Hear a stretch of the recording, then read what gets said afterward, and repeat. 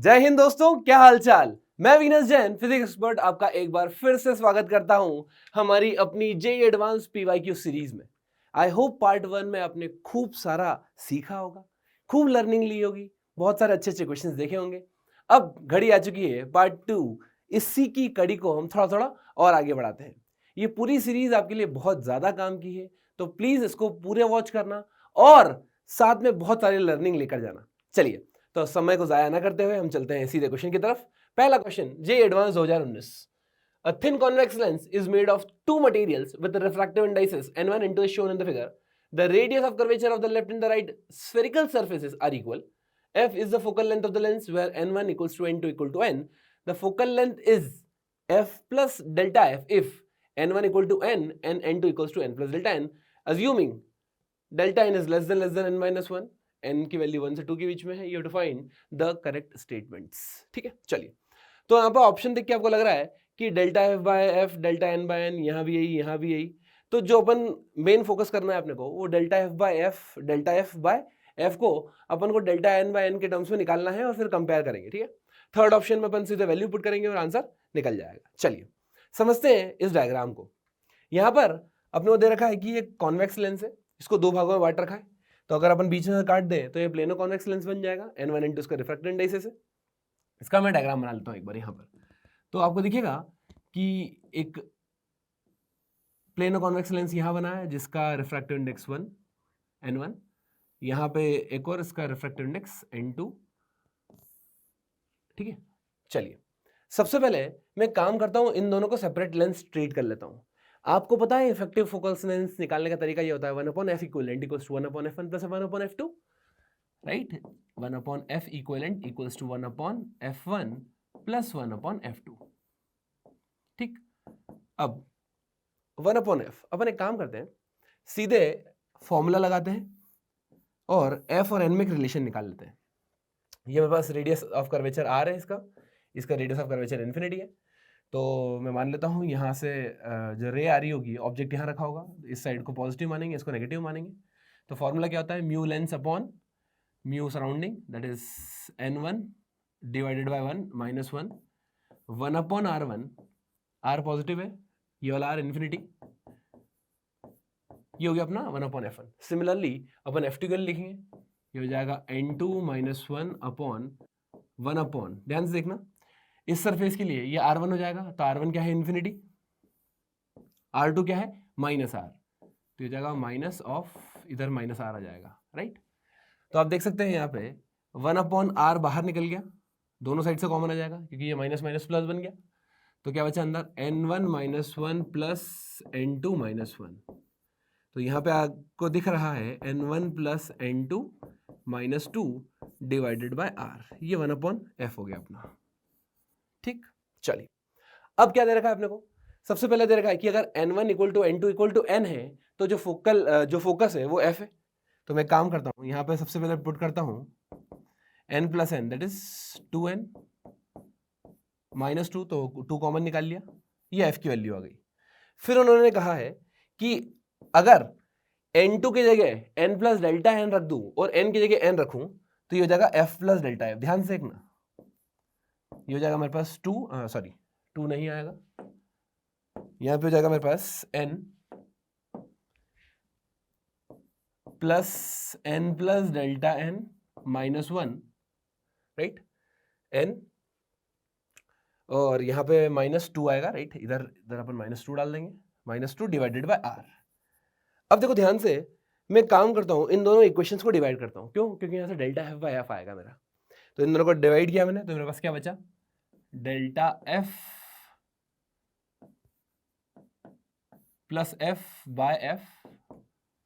ठीक, यहाँ पे आप देखो ये r तो कट जाएगा, ऊपर क्या बचेगा, 2n माइनस 1, 2 बाहर, n माइनस 1, यहाँ पे क्या आएगा मेरे पास, n प्लस n2n, है ना। तो हो जाएगा 2n, एक काम करता हूँ मैं, वापस 2 कॉमन निकाल लेता हूँ, तो हो जाएगा 2n minus 1 plus delta n।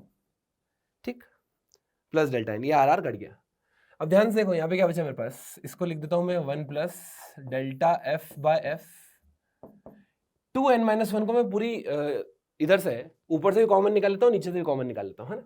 तो कितना हो जाएगा 1, और काट देता हूँ उसको, तो ये जाएगा 1 डेल्टा एन अपॉन 2n-1, ठीक है।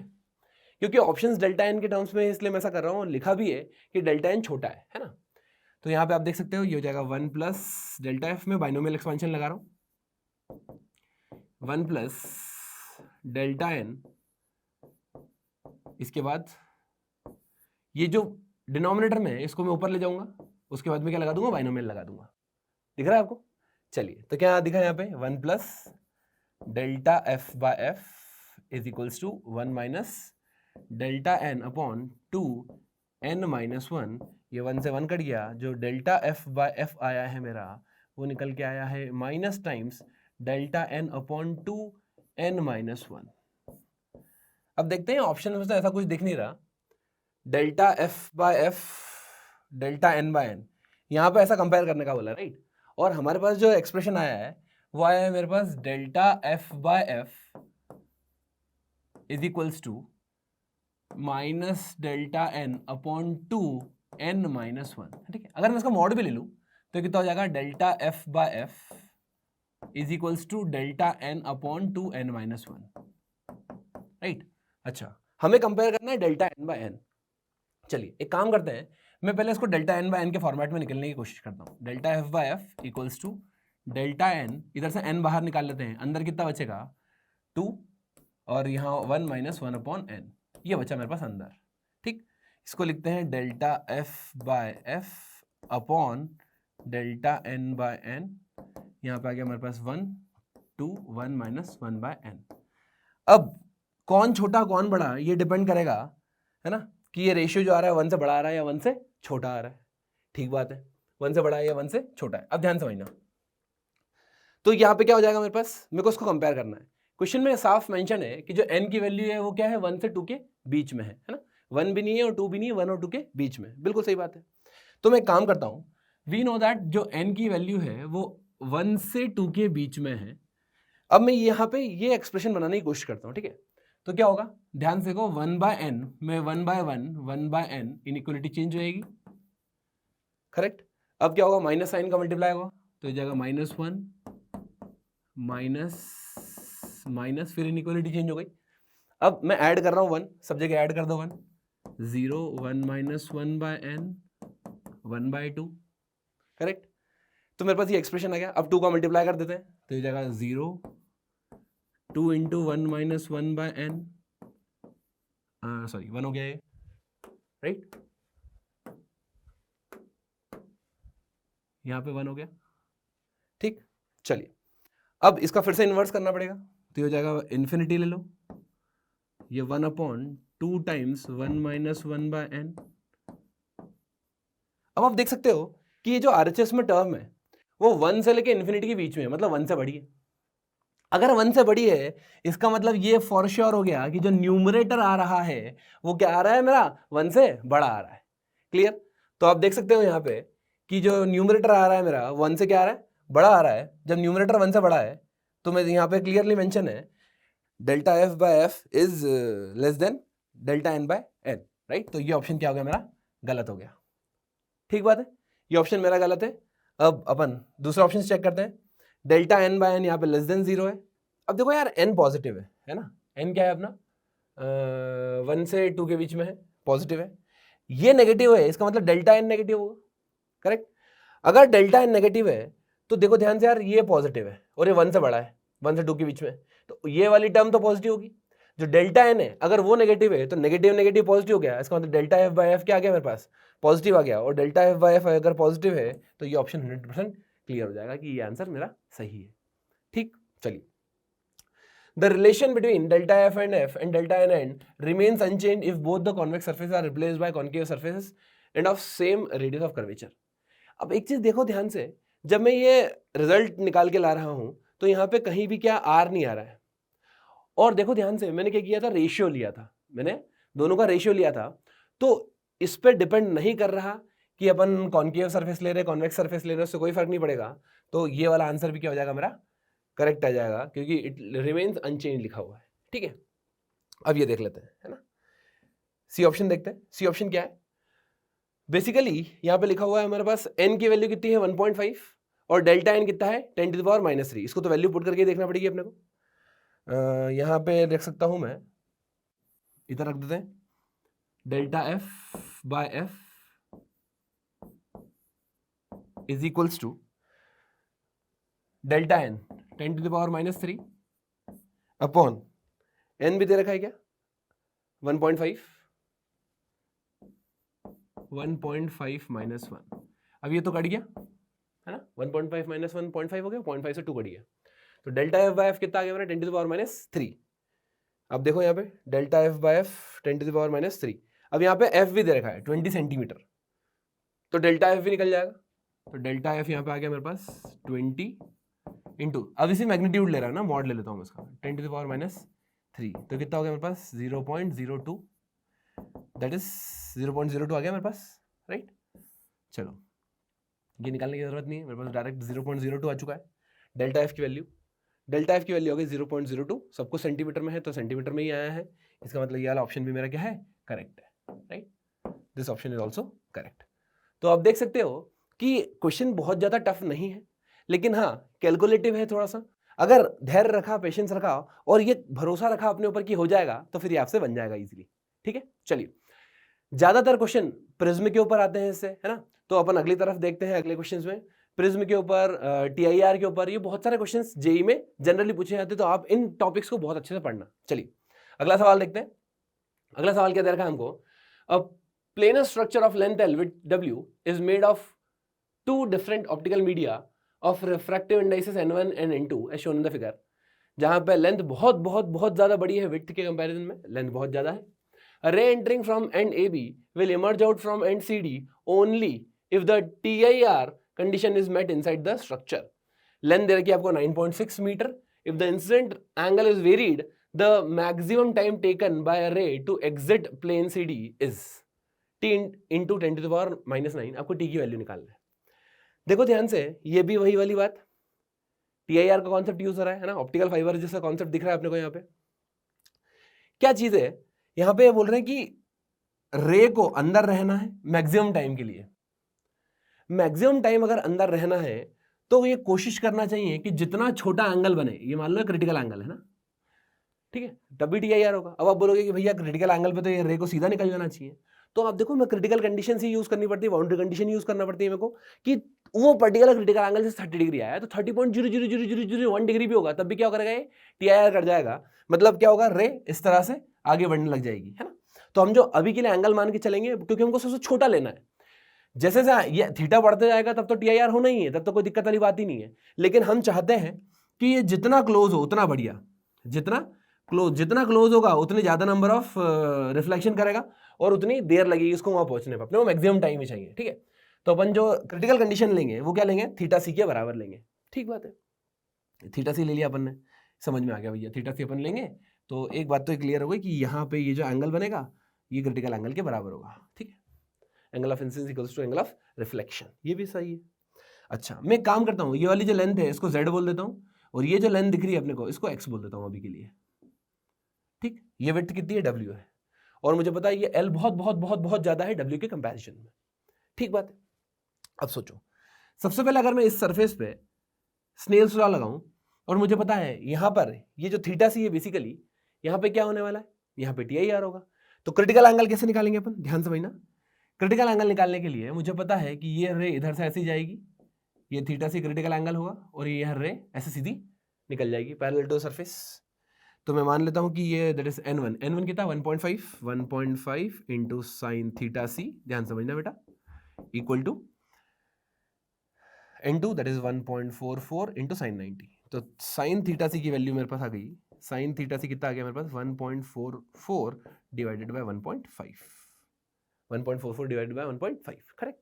अब मैं इस ट्रायंगल में देखता हूँ, जब मैं इस ट्रायंगल में देखूंगा तो बेसिकली θc साइन थीटा क्या होगा, साइन थीटा होगा परपेंडिकुलर बाय हाइपो, तो मैंने इसको लिख दिया x अपॉन z लिख दिया इसको, ठीक है। चलो, तो मेरे पास x और z में एक रिलेशन आ चुका है। मुझसे पूछा क्या है, मुझसे पूछा गया है कि मैक्सिमम टाइम कितना लगेगा रे को बाहर आने में, ठीक बात है। अब देखो यहाँ पे ये रे ऐसे यहाँ से एंटर हुई, ऐसे टक्कर खाएगी, आगे जाएगी आगे जाएगी आएगी, तो कुछ नंबर ऑफ रिफ्लेक्शंस होंगे, है ना। अब कितने नंबर ऑफ रिफ्लेक्शन हो रहे हैं मेरे को पता नहीं है, मैं मान लेता हूं कि अभी capital N number of reflections इसके अंदर हो रहे हैं। ठीक बात है। अच्छा, एक और इंपॉर्टेंट चीज जो आपको ध्यान रखना है, बेसिकली यहां पर जो लाइट चल रही है उसकी स्पीड सी के बराबर नहीं होगी। क्यों? क्योंकि वो एक मीडियम में चल रही है। ये बात समझ में आ रही है अपने को? तो आप देखो, speed of light inside this medium will be speed inside medium, speed inside this medium वो क्या होगा? c बाय म्यू होगा, c बाय म्यू। ठीक, ये बात ध्यान रखना। अच्छा, मुझे क्या निकालना है? मुझे तो ये निकालना है कि टाइम कितना लग रहा है। क्या मैं speed equal to distance by time use कर लूं? बिल्कुल सही बात है भैया। तो मैं एक काम करता हूं, टाइम अगर मुझे निकालना है तो क्या हो जाएगा मेरे पास? Distance divided by speed, total distance divided by total speed, या मैं टोटल स्पीड की जगह इफेक्टिव स्पीड या नेट स्पीड है ये। ठीक, अब डिस्टेंस कैसे निकालेंगे? देखो ध्यान से, यहां पे क्या हो रहा है, ये z डिस्टेंस ट्रेवल की, फिर ये z, फिर z, फिर z, फिर z, ऐसे कितने टाइम्स हो गए? n टाइम्स रिफ्लेक्शन हो रहे हैं, तो मैंने मान लिया टोटल डिस्टेंस nz है। अब आप बोलोगे कि नहीं भैया, इसमें आपने ये वाला पार्ट तो छोड़ दिया, ये वाला पार्ट तो छोड़ दिया, ऐसा हो सकता है आखिरी में भी कुछ पार्ट छूट गया, है ना। तो बेसिकली यहाँ पे लिखा हुआ है, आप देखो ध्यान से, कि जो लेंथ आपको मान के चलना है वो बहुत ज्यादा मान के चलना है विड्थ के कंपेरिजन में, तो थोड़ा बहुत आपको इग्नोर करना पड़ेगा। ठीक बात है। चलिए, अब देखो ध्यान से, तो यहाँ पर नेट डिस्टेंस कैसे निकालेंगे? मैं मान लेता हूँ नंबर ऑफ जो टक्कर हुई है या नंबर ऑफ रिफ्लेक्शन हुए हैं वो n हुए हैं, और एक रिफ्लेक्शन में कितने डिस्टेंस ट्रेवल किया है उसने? l, या z ले लेते हैं अपन, जनरली यहाँ पे अपन ने z कंसिडर किया है तो अपन z ले लेते हैं। ठीक है, तो और कंफ्यूजन आपको नहीं होगा, ये हो जाएगा n इंटू z।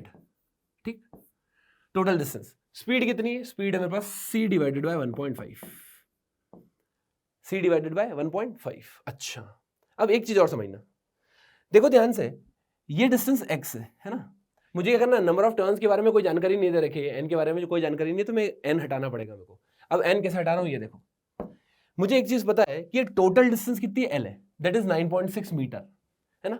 यहां पे एक बार टक्कर खा रही है तो ये डिस्टेंस हॉरिजॉन्टल कितना कवर कर रही है? x। ठीक है, टोटल नंबर ऑफ टक्कर कितना है? n। क्या लिख दूं मैं? n into x, total length के बराबर हो जाएगा। बोलो हाँ, n into x total length के बराबर हो जाएगा। n into X will be equals to total length, that is 9.6 meter, 9.6 meter. अच्छा, तो अब देखो ध्यान से, ये जो टाइम आया मेरे पास वो कितना आया? n की वैल्यू सब्स्टिट्यूट कर रहा हूं मैं, 9.6 divided by x z by c, और यहां पे कितना हो जाएगा? डिवाइडेड बाय, या इसको ऊपर ले जाओ ना, nz साथ में चले जाएगा ऊपर, तो हो जाएगा 1.5 ऊपर चला गया। ठीक बात है ना। चलिए, बहुत सुंदर। अब देखो क्या होगा, यहां पर आप देख सकते हो 9.6 इंटू 3/2 इंटू यहां पे 3 इंटू 10⁸, और ये देखो z बाय एक्स है। याद करो, z बाय एक्स तो अपन ने पहले ही निकाल लिया है, z बाय एक्स यहां से निकाल लिया अपन ने, कितना है? 1.5 डिवाइडेड बाय 1.44, तो z बाय एक्स कितना है? 1.5 डिवाइडेड बाय 1.44, 1.5 डिवाइडेड बाय 1.44। अब देखो, ये 3/2 से एक काम करते हैं, इसको काट देते हैं अपन, ये सब कट जाएगा। क्या कट रहा है? ये 3 से 3 कट गया, है ना। ये 2 से ये 48 हो जाएगा, मतलब पॉइंट रहेगा यहाँ पर, है ना, 4.8। चलो थोड़ा सा इसको और क्लियर कर लेते हैं यहाँ पे, तो ये हो जाएगा 48, ये हो जाएगा 15, ये हो जाएगा 144, ये हो जाएगा 10⁻⁻8। ठीक है, चलिए 12 से सीधे काट देते हैं, 12 चौक 48, 12 इंटू 12, फिर अपन काट देते हैं इसको 3, और ये काट देते हैं अपन 5। ठीक, तो मेरे पास कितना आंसर आया? 5 into 10⁻⁻8 is the correct answer. पर अपने से पूछा है 10⁻⁹, तो एक काम करते हैं 50 कर देते हैं इसको, 50 इंटू 10⁻⁹ सेकेंड लग रहा है, तो मेरा आंसर कितना आ गया? मेरा आंसर आ गया यहाँ पर 50। टी कितना आ गया? 50। Is it clear? ठीक है, आसान था थोड़े से कैलकुलेशन से थोड़ी सी बुद्धि लगानी थी, कैसे डिस्टेंस कैलकुलेट करेंगे, क्या इग्नोर करना है अपने को, ये सब आपको क्वेश्चंस में दिखने लग जाएगा। जब भी ऐसी चीजें दिखे तो समझ जाना, या तो अपन बायनोमियल एक्सप्रेशन लगाएंगे, या कहीं ना कहीं अपने को थोड़ा बहुत अप्रोक्सीमेशन मानना पड़ेगा। Is it clear? चलिए अब देखते हैं अगला सवाल। अगला सवाल भी काफी बढ़िया है। 3 glass cylinders of equal height 30 cm and same refractive index 1.5 are placed on a horizontal surface as shown in the figure. Cylinder 1 has a flat top, second has convex top, third has concave top. The radii of curvature of the two curved tops are 3 meter. ध्यान से देखना है 3 metre है. H1, H2, H3 are the apparent depth of point X at the bottom of the three cylinders respectively. The corresponding R. अब वो compare करना height, कौन बड़ा कौन छोटा, कौन कहाँ लाई करेगा. अब ध्यान समझो, बहुत इंपॉर्टेंट चीज. तो यहाँ पे अपने को एक चीज क्लियर हो गई कि सबसे पहले तो ग्लास स्लैब है. सोचो यार, ग्लास स्लैब के लिए तो बहुत ही बच्चों वाली चीज होती है. ग्लास स्लैब के लिए टोटल डेप्थ कितनी है H. क्या एपरेंट डेप्थ निकाल सकते हैं अपन. यहाँ पे अपने को म्यू भी दे रखा है 1.5, हाइट दे रखी है 30. तो केस 1 में क्या होगा, केस 1 में I can write apparent depth जिसको H1 बोला है, that is equals to real depth divided by mu. Real depth कितनी है, रियल डेप्थ मेरे पास 30 है और म्यू 1.5 है, दैट इज 3/2. तो मेरे पास आ गया 20 सेंटीमीटर.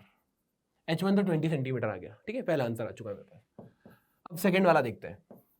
सेकेंड में क्या है, सेकेंड में ये जो टॉप है ये इस तरह से कर्व्ड है. मैं मान लेता हूँ ये अपना ऑब्जेक्ट है ना, इसको अब स्ट्रेट लाइन में ड्रॉ कर देता हूँ. अब देखो ध्यान से, ये कौन सा कैसा क्वेश्चन हो जाएगा अपना, ये refraction through a curved surface वाला क्वेश्चन हो जाएगा. ठीक है, तो मैं काम करता हूँ, यहाँ से एक अपन इंसिडेंट रे चला देते हैं ऐसे. तो ये वाली डायरेक्शन मेरी पॉजिटिव हो जाएगी, ये वाली डायरेक्शन मेरी नेगेटिव हो जाएगी, है ना. जो जनरली अपन काम ऐसे, आप देखो चाहो तो उसको ऐसे देख के भी कर सकते हो ऐसे, है ना. अपन जनरली इसको हॉरिजॉन्टल में सॉल्व करते हैं, ये वर्टिकल में दे रखा है, तो घबराने वाली बात नहीं. साइन कन्वेंशन अपने को बहुत अच्छे से आते हैं. बहुत बढ़िया, शानदार. चलिए, तो यहाँ पे मैं फॉर्मूला लगाऊंगा केस 2 के लिए, दैट इज μ2 बाई वी. ध्यान समझना, μ2 by V minus μ1 by U equal to μ2 minus μ1 by R. μ2 कितना है बेसिकली, यहाँ पे आप देख सकते हो, ये मीडियम को अपन μ2 लेते हैं, है ना.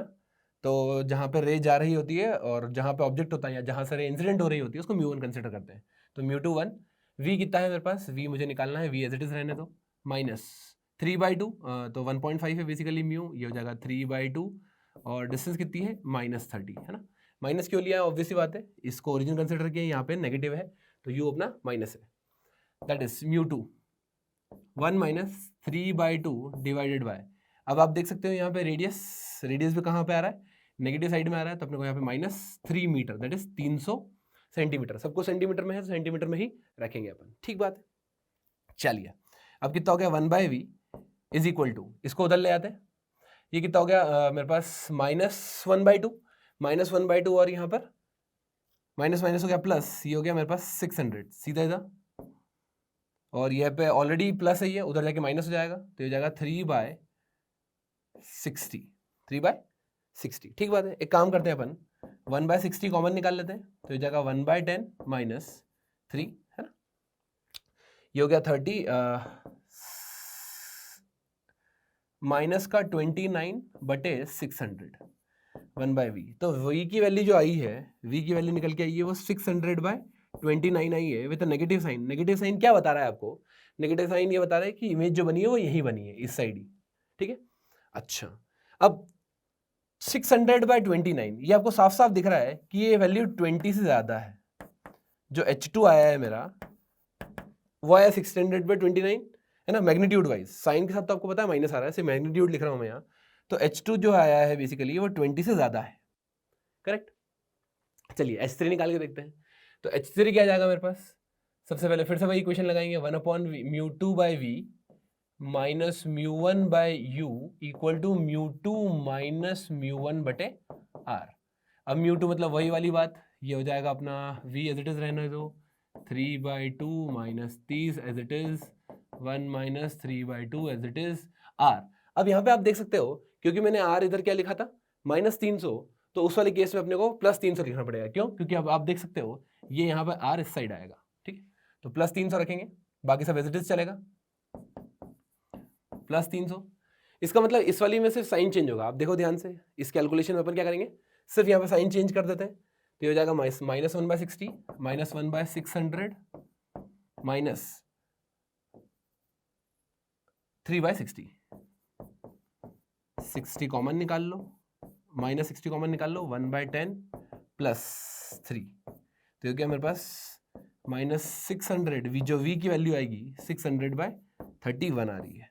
माइनस का मतलब वही कि इमेज जो बन रही है सेम साइड बनेगी. और अगर मैं सिर्फ डिस्टेंस की बात करूं H3, तो वो कितना आएगा मेरे पास 600/31, जो कि आपको दिख रहा है कि ये वैल्यू 20 से थोड़ी सी कम है, 20 से कम है। यहाँ पे 20 से ज़्यादा आ रही है, 20 से कम आएगी, 20 से कम आएगी, राइट। चलिए, वैल्यू 20 से कम है। अब आप यहाँ से बहुत इजीली कंपेयर कर सकते हो कि कौन बड़ा है कौन छोटा है, कौन किसके बीच में लाई करने वाला है। H2 माइनस H1 निकालोगे, ये काम अब बहुत सिंपल आपके लिए बचा है। H1 में निकाल दिया, H2 निकाल दिया, H3 निकाल दिया, आपको सिर्फ कंपेयर करना है कौन बड़ा कौन छोटा। क्लियर एकदम। चलिए आगे बढ़ते हैं, अगला सवाल देखते हैं। अगला सवाल भी काफी खूबसूरत है, शानदार। A monochromatic light of incident from air on a refracting surface of a prism of angle 75 degree and refractive index n naught equals to √3. The other refracting surface of the prism is coated by a thin film of material of refractive index n as shown in the figure. The light suffers TIR at the coated prism surface for an angle of incidence less than equals to 60 degree. The value of n to n square will be, n square की value निकालना है आपको। बड़ा ही आसान सवाल। चलिए इसको करते हैं स्टेप बाय स्टेप। यहाँ पे आप देख सकते हो कि ये एंगल ऑफ इंसिडेंस है। इन्होंने बोला कि 60 या 60 से छोटा होना चाहिए, ठीक है। तो मैं क्रिटिकल केस ले लेता हूँ, अभी 60 डिग्री ले लेते हैं अपन इसको, ठीक। यहाँ पे आपको पता है कि ये रे ऐसे जाएगी, फिर यहाँ से क्या होगा, ये एंगल ऑफ रिफ्रैक्शन R1, फिर ये एंगल ऑफ रिफ्रैक्शन R2, है ना। अब उन्होंने बोला कि यहाँ पे TIR हो जाना चाहिए। मैं क्रिटिकल केस ले लूंगा जहाँ पे ले जो अपनी रे है बेसिकली वो सेकेंड मीडियम में ना जाती हुई सरफेस के पैरेलल निकल जाएगी, ठीक है।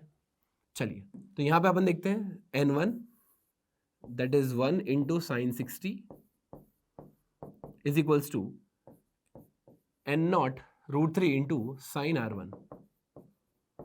तो कितना हो गया मेरे पास, √3/2 equals to √3 into sine R1। अब R1 की वैल्यू आ चुकी है मेरे पास 30 डिग्री, 1/2 30 डिग्री, R1 आ गया अपना 30 डिग्री। क्लियर। अब देखो यहां पर हमें एक प्रिज्म की प्रॉपर्टी लगानी पड़ेगी। R1 प्लस R2 हमेशा एंगल ऑफ प्रिज्म के बराबर होता है, दिस वी शुड नो। तो यहाँ पे आप देख सकते हो जो R2 की वैल्यू है वो कितनी आ गई मेरे पास, 45 डिग्री, क्योंकि R1 प्लस R2 75 के बराबर होना चाहिए, ठीक है। ये प्रॉपर्टी आपको पता होना चाहिए, तभी आप इस सवाल को सॉल्व कर पाओगे, ठीक है। तो R1 30 डिग्री आ गया मेरा, R2 45 डिग्री आ गया। अब ध्यान से अगर अपन देखें तो ये जो रे जा रही है यहां से इस मीडियम में जा रही है। इस मीडियम का रिफ्रैक्टिव इंडेक्स n मान लिया अपन ने, और इसका √3 है। यहाँ पे क्या हो रहा है, TIR हो रहा है, ठीक है। चलो तो ये हो जाएगा मेरे पास। फिर से स्नेल्स लॉ लगाते हैं। स्नेल्स लॉ क्या बोलता है भैया, √3 into sine R2 equal to n into sine 90। Sine 91 हो गया। अब साइन R2 क्या है, साइन R2 45 डिग्री, तो कितना हो जाएगा ये, √3 साइन 45 1/√2 इक्वल टू n, दिया जाएगा √3/√2। क्वेश्चन में अपने से n स्क्वायर की वैल्यू पूछी है, तो हो जाएगा n स्क्वायर की वैल्यू जो हो जाएगी मेरे पास वो हो जाएगी 3/2। 3/2 मतलब 1.5, 1.5 should be the correct answer for n square, ठीक। तो थोड़ी सी प्रॉपर्टी अगर अपने को पता हो, हल्के से कैलकुलेशंस अपन इजीली कर लेते हैं। तो देखो एडवांस में भी बहुत ज़्यादा टफ सवाल नहीं आते, कंसेप्चुअल सवाल बहुत बढ़िया आते हैं, ठीक है। चलिए अब देखते हैं अगला सवाल, बहुत शानदार सवाल है ये भी। A beaker of radius r is filled with water, refractive index 4/3, up to a height h as shown in the figure on the left. The beaker is kept on a horizontal table rotating with angular speed omega.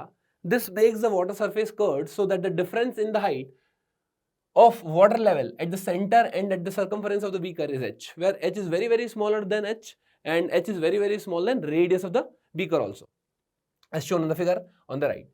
Take this surface to be approximately spherical with a radius of curvature capital R.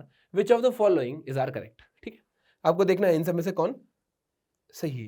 देखो ध्यान से, यहाँ पे अपने को apparent depth बताना है और अपने को एक एच आर कैपिटल आर में एक रिलेशन भी बताना है, ठीक है।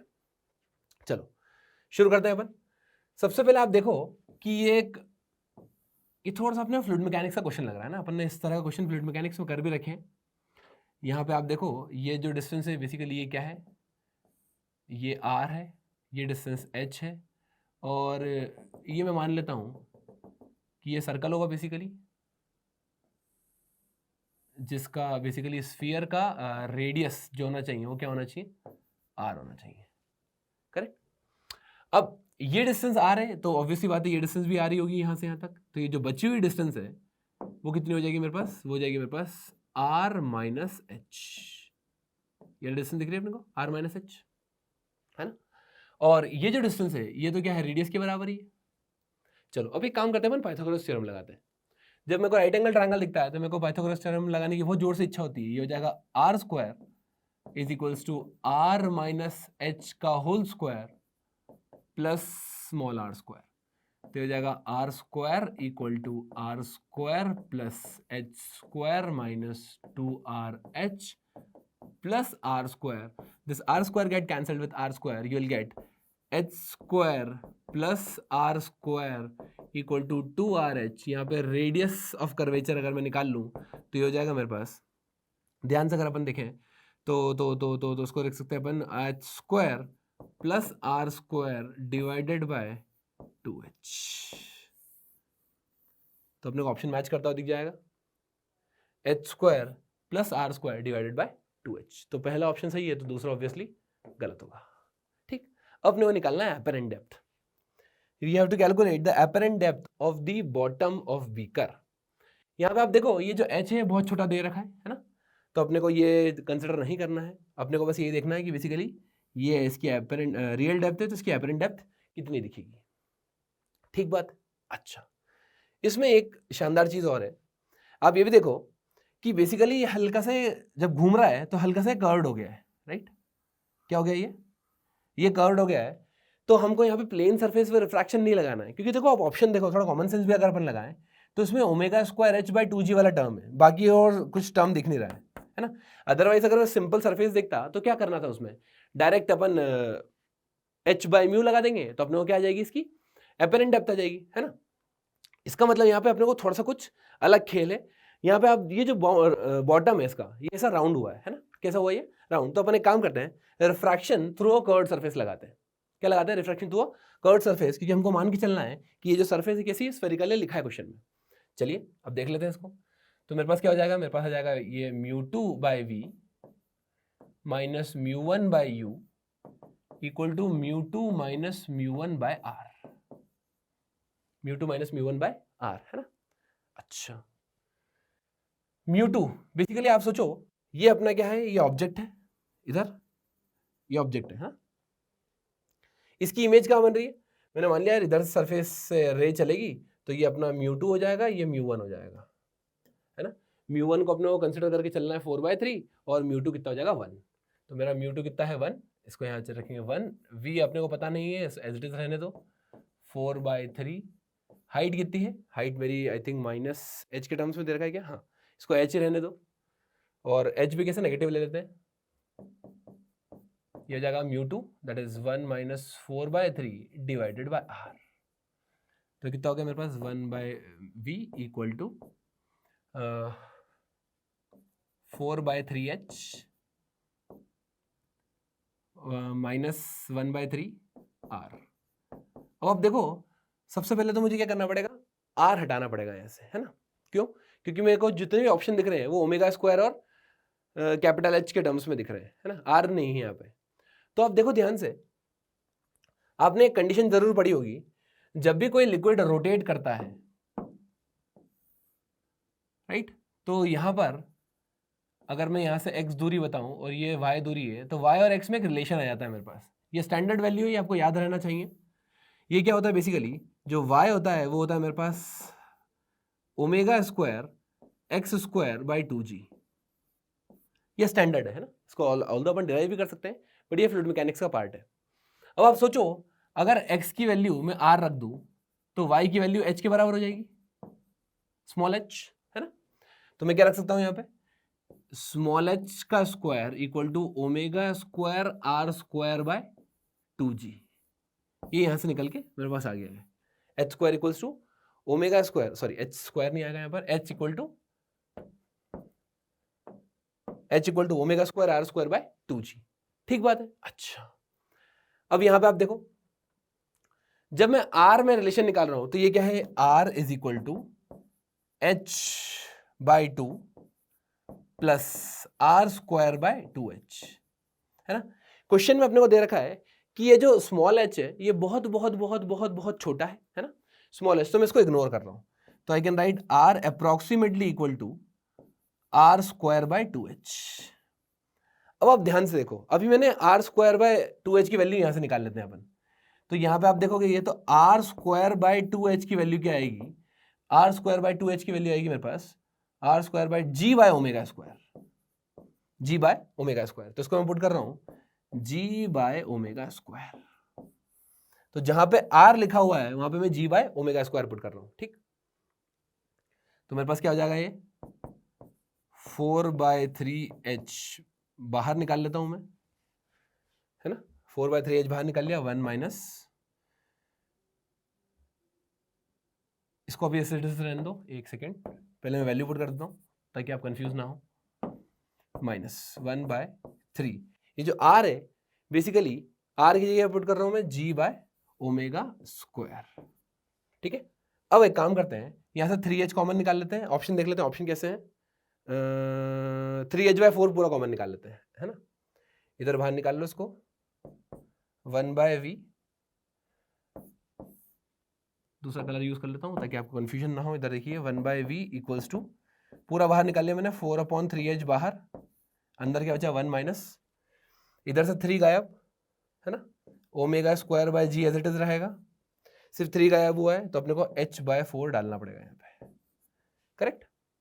चलिए बहुत शानदार। तो जो v की वैल्यू आई है इसको रिवर्स कर दो आप पूरा का, 3h/4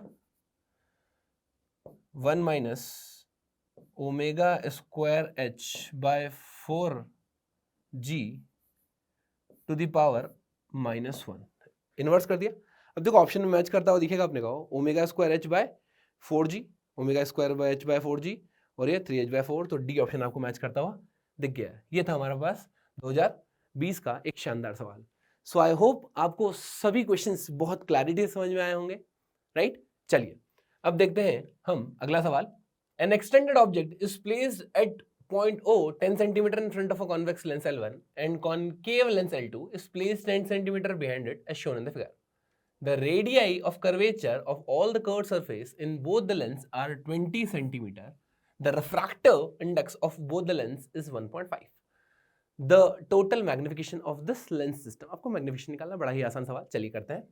सबसे पहले तो आप देखो दोनों लेंस का हमें रेडियस ऑफ कर्वेचर दे रखा है, तो अपन एक काम करते हैं, सबसे पहले फोकल लेंथ निकालते हैं। We know that 1/f equals to mu lens by mu surrounding -1 divided by 1/r1 -1/r2, right. अब सबसे पहले मैं एक काम करता हूँ, कॉन्केव लेंस और कॉन्वेक्स लेंस दो अलग अलग लेंस दे रखा है, पहले कॉन्वेक्स के लिए निकाल लेते हैं। तो आप देखो ये वाली सरफेस r1, r कितना रखा 20, सो 1/r1 -1/r2। ये जो सेकेंड सरफेस है ये नेगेटिव लेनी पड़ेगी, तो आप देख सकते हैं यहाँ पे 1/2 आ गया, और 1/20 प्लस 1/20 ये हो गया 2/20। तो सीधे सीधे मेरा फोकल लेंथ निकल के आ चुका है, फोकल लेंथ आ गया मेरे पास 20 सेंटीमीटर।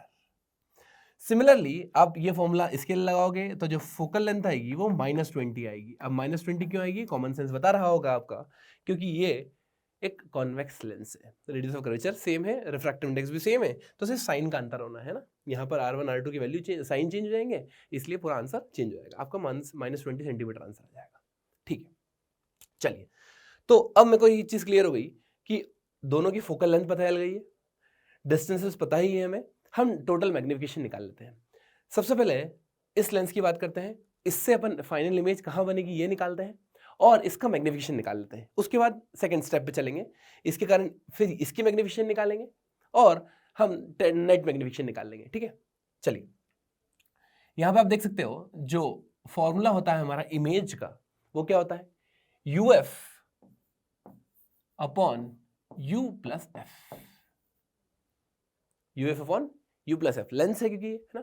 चलिए विद साइन डालेंगे सब कुछ, और जो मैग्निफिकेशन का फॉर्मूला होगा मेरे पास, मैग्निफिकेशन क्या होगा, V/U, जिसको अपन लिख सकते हैं UF upon U plus F divided by U, तो U से U कट जाएगा, ये हो जाएगा मेरे पास F upon U plus F, ठीक है। चलिए अब फोकल लेंथ पता है मुझे, ऑब्जेक्ट डिस्टेंस 10 सेंटीमीटर यहाँ पे दे रखा है 10 सेंटीमीटर, तो जो U की वैल्यू है, U की वैल्यू कितनी हो जाएगी मेरे पास, -10, लेंस 1 के लिए निकाल रहे हैं अपन, फोकल लेंथ कितनी है 20, यू कितना है -10 + 20, करेक्ट। तो नीचे से बचा +10, ये उड़ गया, मेरा आ गया आंसर -20 सेंटीमीटर, -20 सेंटीमीटर। क्लियर। चलिए मैग्नीफिकेशन निकाल लेते हैं। मैग्नीफिकेशन कितना आया है? मैग्नीफिकेशन आया मेरे पास V, that is -20 upon U + F, -10 F upon U + F। तो F की वैल्यू डायरेक्ट डाल देते हैं, F अपॉन U + F, ठीक है। तो जाएगा मेरे पास 20/10 2, मैग्नीफिकेशन आ गया मेरे पास 2, राइट। ओके, चलिए सिमिलरली अब ये काम लेंस 2 के लिए करते हैं हम। सेम काम हमें लेंस 2 के लिए भी करना होगा, ठीक है। चलिए U कितना है? -20 आया है, राइट। -20 का मतलब क्या हुआ कि जो इमेज बन रही है वो बेसिकली यहां कहीं बन रही होगी, इधर, करेक्ट। अगर यहां बन रही है तो देखो इस वाले लेंस सिस्टम के लिए इसका ऑप्टिकल सेंटर यहां है, इससे जो ऑब्जेक्ट की दूरी होगी अगर यहां से 20 है तो यहां से 30 हो जाएगी, है ना। तो जो U आएगा मेरा, U वो कितना आएगा? -30 लेना पड़ेगा। फोकल लेंथ नेगेटिव होती है इसकी -20। अब इमेज निकाल लेते हैं या सीधे मैग्नीफिकेशन निकाल लेते हैं, ये ज़्यादा बेटर है। सीधे मैग्नीफिकेशन निकाल लो। जो मैग्नीफिकेशन थ्रू लेंस 2 आएगा वो आएगा कितना? F upon U + F, that is F upon U + F, F upon U + F, ठीक। तो जाएगा मेरे पास -20 अपॉन -50 2/5। मैग्नीफिकेशन कितना आ गया मेरे पास? 2/5। और यहाँ पे कितना है? यहाँ पे जो मैग्नीफिकेशन है वो है 2, ठीक बात है। चलिए तो जो नेट मैग्नीफिकेशन का फॉर्मूला होता है M मैग्नीफिकेशन नेट, वो कैसे निकाला जाता है? वो तो M1 × M2 से निकाला जाता है। तो कितना हो गया? 2 × 2/5, दैट इज 4/5। तो मेरा आंसर जो होगा वो कितना होगा? 4/5। 4/5 means 0.8। This is the net magnification produced through the system, है ना। तो आप कोशिश कीजिए चीज़ों को जितना आसान कर पाए उतना बढ़िया है, जितना कम टाइम में कर पाए उतना बढ़िया है। अननेसेसरली इसकी इमेज का पोजीशन निकालने की जरूरत नहीं है, जितना पूछा जाए उतना काम करिए, ठीक बात। चलिए अगला सवाल देखते हैं। यहाँ पर for a prism of prism angle 60 degree, the refractive index of the left half and the right half are N1 and N2। N2 बड़ा है, ठीक है, यहाँ पर रिफ्रैक्टिव इंडेक्स बड़ा है, यहाँ पर छोटा है, as shown in the figure. The angle of incidence I is chosen such that the incident ray will have minimum deviation. आपको पता है minimum deviation की conditions क्या होती है? N1 = N2 = 1.5 for the case of unequal refractive indices. N1 = N, that is 1.5, and N2 = N plus delta n. छोटा है, delta n is very very small. Okay. The angle of emergence is I plus delta E. Which of the following statements is are correct? ठीक है, आपको ये check करना है। चलो सबसे पहले अपन कंडीशंस देख लेते हैं। जब N1 × N2 बराबर है, दोनों साइड के रिफ्रैक्टिव इंडेक्स बराबर है प्रिज्म में, तो हमें दे रखा है प्रिज्म एंगल दे रखा है। मैं डायग्राम बना लेता हूं उसका। कंडीशन बोल रखी है मिनिमम डेविएशन है। आपको पता होगा मिनिमम डेविएशन का केस मतलब ये है कि जो रे होगी, रिफ्रैक्टेड रे, वो पैरेलल टू द बेस होगी। तो ये एंगल अगर 60 है, ये यहां से बाहर निकल जाएगी ऐसे। आपको पता है R1 + R2 हमेशा A के बराबर होता है, और I = E होता है, और R1 = R2 होता है मिनिमम डेविएशन के केस में। ये आपको बहुत अच्छे से पता है। चलिए अब देख लेते हैं। यहां पर मुझे R निकल के आ गया कितना? 30 डिग्री। क्यों? R1 R2 बराबर है, तो ये जाएगा 2R = 60, तो R कितना आ गया? 30 डिग्री आ गया। मेरे पास R 30 डिग्री है, रिफ्रैक्टिव इंडेक्स मुझे 1.5 दे रखा है। यहां से मैं एंगल ऑफ इंसिडेंस निकाल सकता हूं कि जो लाइट आ रही होगी वो किस एंगल पे इंसिडेंट करा रहे होंगे। ये यहां पर इनडायरेक्टली आपको ऐसा दे रखा है। चलिए कैसे निकालेंगे? स्नेल्स भैया को याद करेंगे। तो जाएगा μ × 1 × sin I = μ × sin R। तो ये हो जाएगा मेरे पास 3/2 और sin 30 इज 1/2, तो मेरे पास हो जाएगा 3/4। अब देखिए मेरे पास एंगल आ चुका है, angle of incidence sine inverse 3/4। ठीक, चलिए आगे क्या दे रखा है? आगे दे रखा है कि जब n2 थोड़ा सा चेंज कर दिया, n प्लस डेल्टा n कर दिया, तो जो एंगल ऑफ इमरजेंस निकल के आया है वो मेरे पास i प्लस डेल्टा, जो एंगल ऑफ इमरजेंस है वो क्या है? i प्लस डेल्टा ई है। Correct, i plus delta E है। देख लेते हैं इसको। यहां पर मैंने फिर से डायग्राम बनाया है।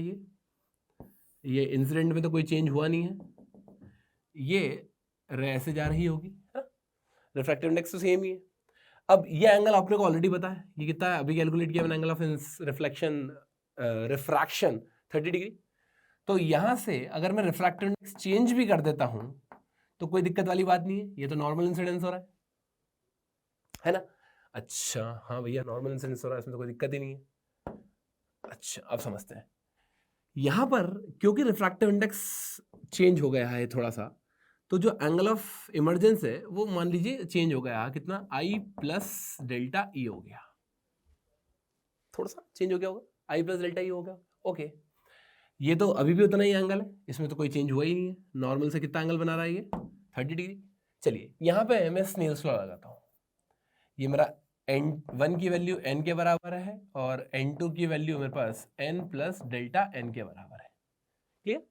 चलिए तो इस पर मैं स्नेल्स लॉ लगाता हूँ। ये हो जाएगा मेरे पास n2 plus that is n plus delta n, ऐसे डायरेक्ट लिख देता हूँ मैं, n प्लस डेल्टा n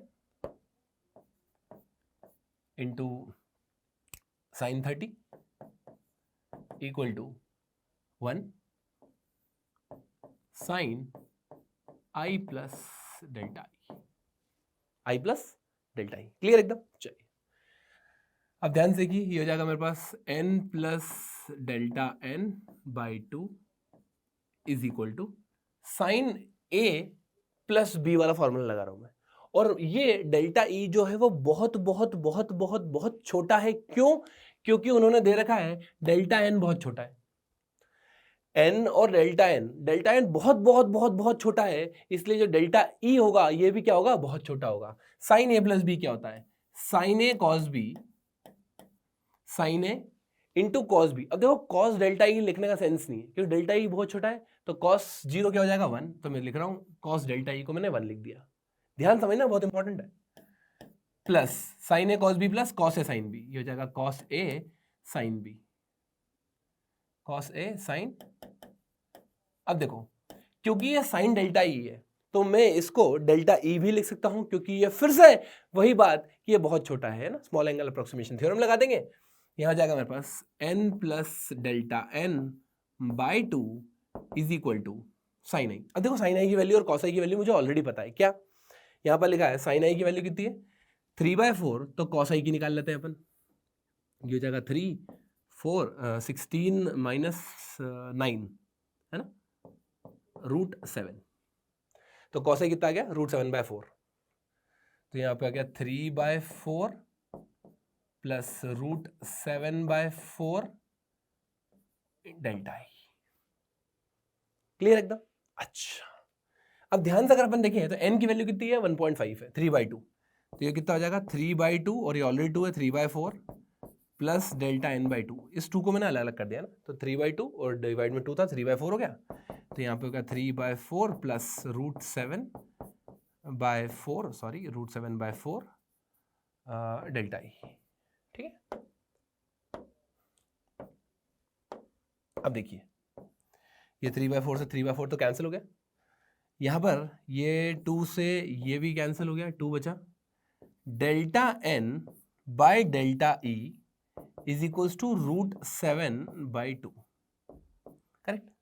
अब देखो √7 की जो वैल्यू है ये 2 से बड़ी होगी, है ना, मतलब ये ओवरऑल जो क्वांटिटी आ रही है 1 से बड़ी आ रही है।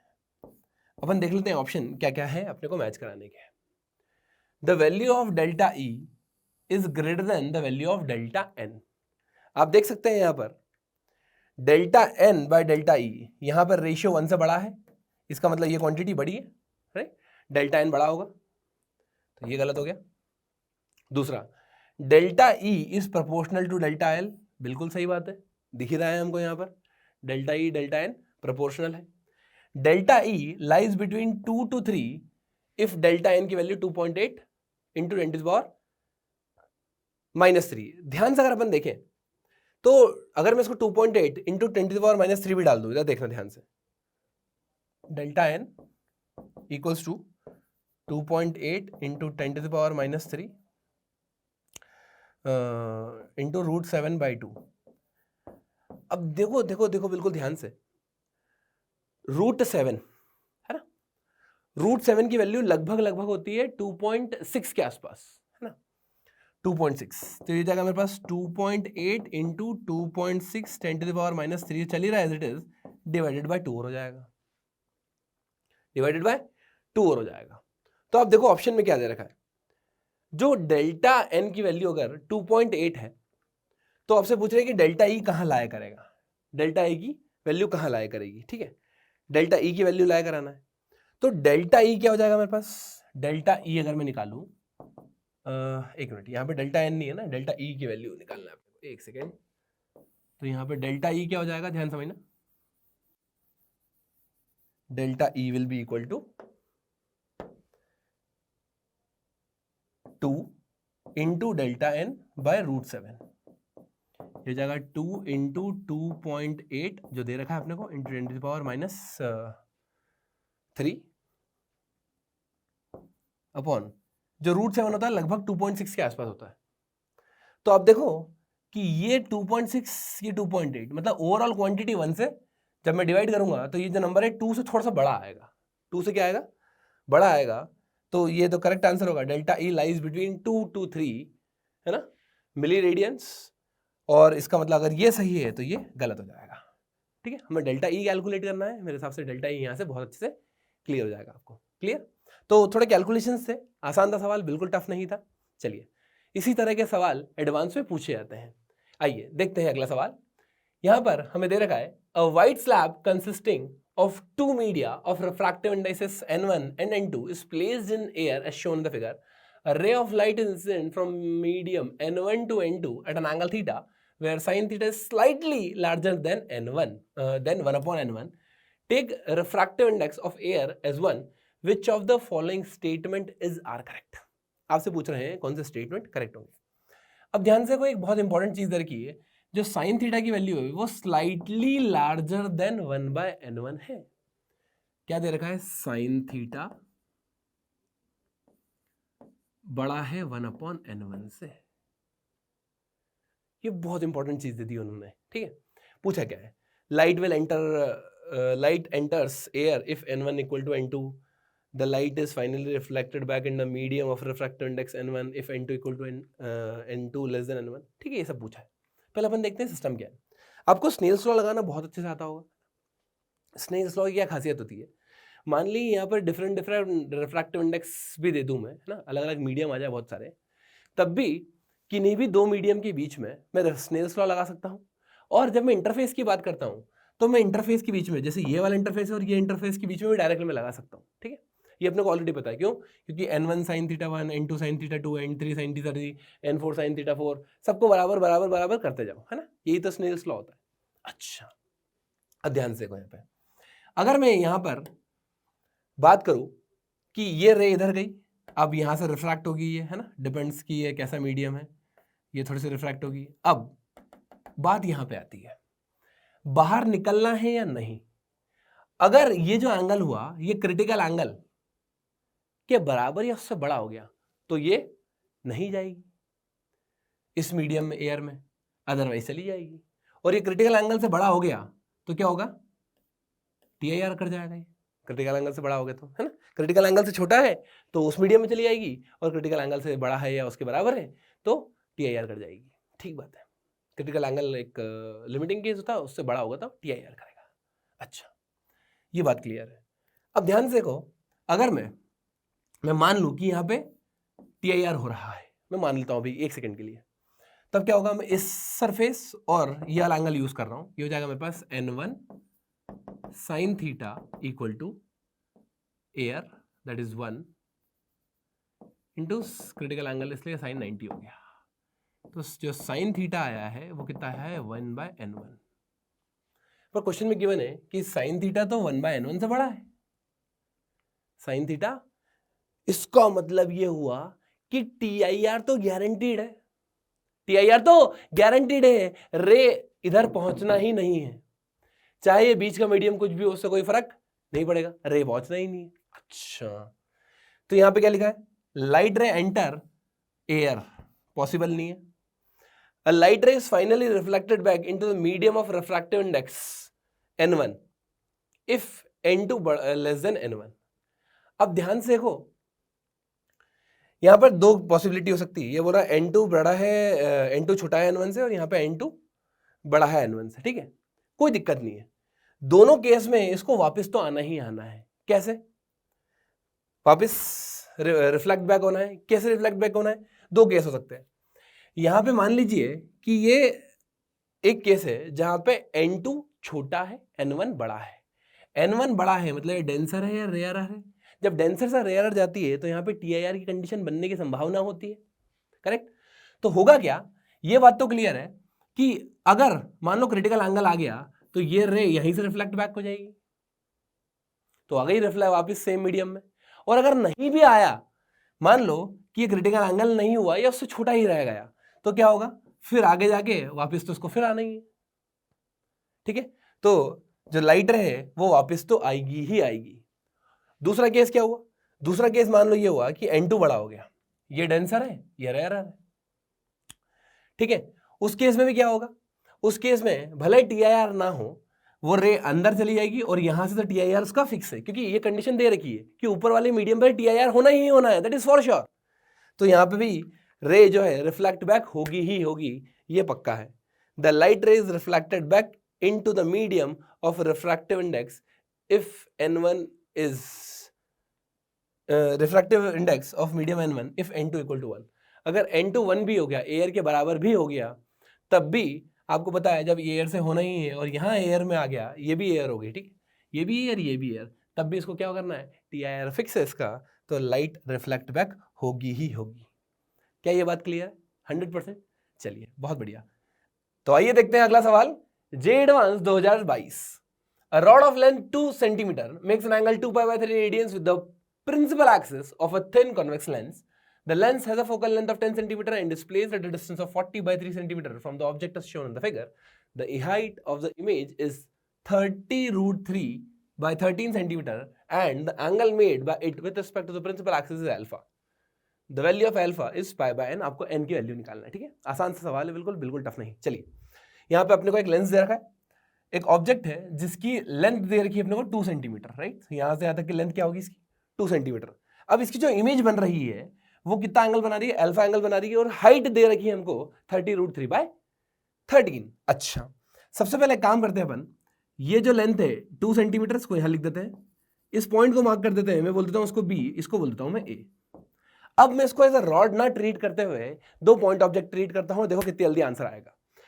अगर ये पॉइंट ए है तो हाइट ऑफ द ऑब्जेक्ट 0 हो गया यहां पर, इसका मतलब हाइट ऑफ द इमेज भी 0 होने वाली है।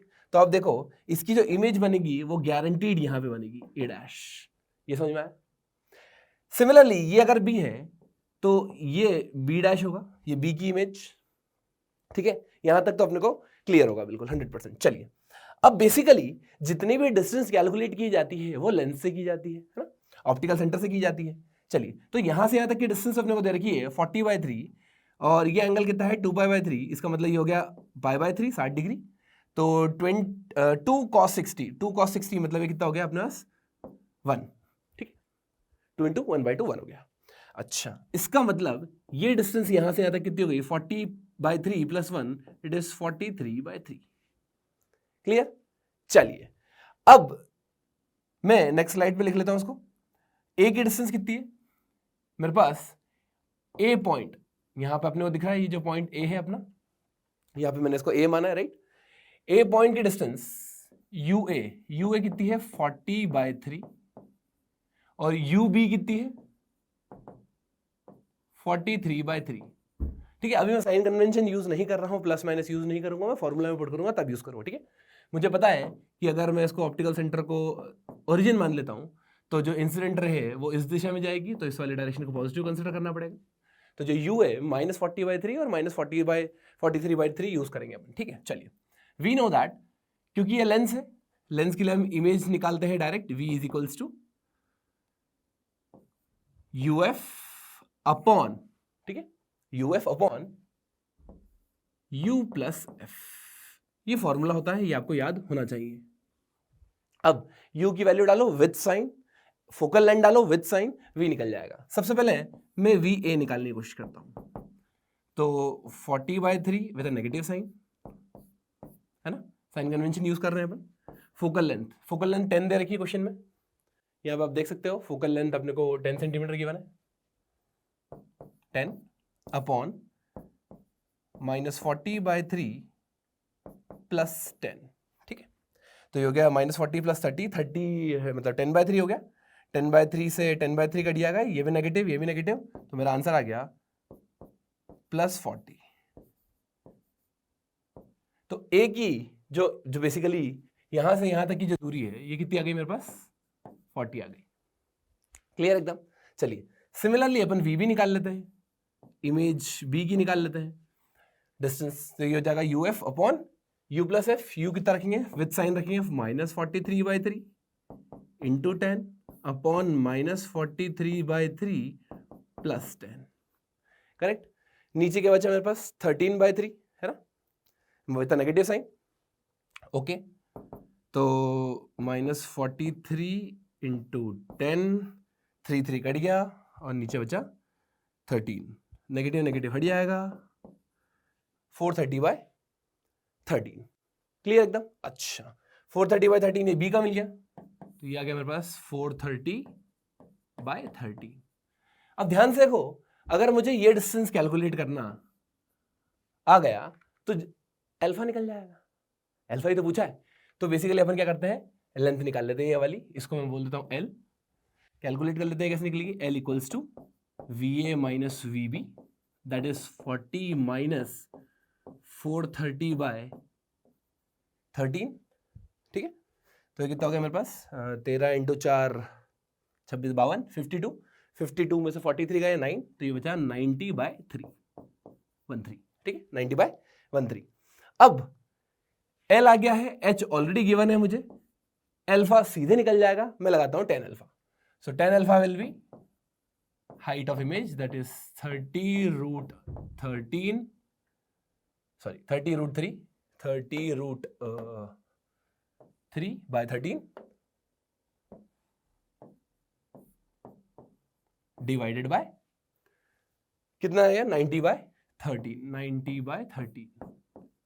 अब आप देख सकते हैं यहाँ पे 13 डायरेक्ट कैंसिल हो रहा है, ये भी कैंसिल हो गया, 90 से 30 कैंसिल हो गया, तो मेरे पास बचा √3/3, दैट इज 1/√3, 1/√3 tan अल्फा 1/√3, बहुत फेमिलियर वैल्यू है, आपको याद होगा 30 डिग्री। 30 डिग्री को अगर रेडियंस में लिखूं तो π/6। आपसे पूछा था कि π/n, तो n की वैल्यू आ जाएगी यहाँ पर 6। तो मेरे हिसाब से बहुत आंसर बहुत क्लियर होगा आपको, बहुत आसान सवाल था। चलिए आगे बढ़ते हैं, अगला सवाल देखेंगे। नेक्स्ट क्वेश्चन में हमें दे रखा है 3 plane mirrors form a equilateral angle with each side of length L, there is a small hole at a distance L greater than 0 from one of the corner as shown in the figure. A ray of light is passed through the hole at an angle theta and can only come out through the same hole. The cross section of the mirror configuration and the ray of light lies on the same plane. J advance 2022 का शानदार सवाल। चलिए देखते हैं क्या क्या करना है इसमें। Which of the following statement is or correct? The ray of light will come out for theta equal to 30 degree 0 से L के बीच में, ठीक है। L कहाँ है, 0 से L के बीच में। अगर थीटा 30 डिग्री, ध्यान समझना, इक्विलेटरल ट्रायंगल है, सबसे पहली बात तो ये क्लियर हो गई कि ये 60 ये 60 तो ये भी 60, ये तीनों एंगल तो 60 60 60 होंगे, क्लियर। अगर ये तीनों 60 60 60 है, हमें दे रखा है थीटा कितना है 30 डिग्री। थीटा क्योंकि मुझे 30 डिग्री दे रखा है, ध्यान समझिए, अगर रे ऑफ लाइट यहां से इस होल से ऐसे पास होती है तो कितना एंगल पे होगी वो, अगर ये एंगल 30 तो ये एंगल बचा हुआ कितना हो गया, ये 60 हो गया, करेक्ट। अगर ये एंगल 60 है, ये 30 है, एक काम करते हैं अपन, ये जो एंगल होगा मेरा, ये कितना होगा भैया, ये तो 60 है ऑलरेडी हमें पता है, ये 30 हो गया, वर्टिकली अपोजिट एंगल, ये 30 तो ये 30 है ना। अब जैसे ही ये लाइट जाएगी आगे, ध्यान समझना, ये लाइट गई गई गई गई गई, यहां पे टकराएगी।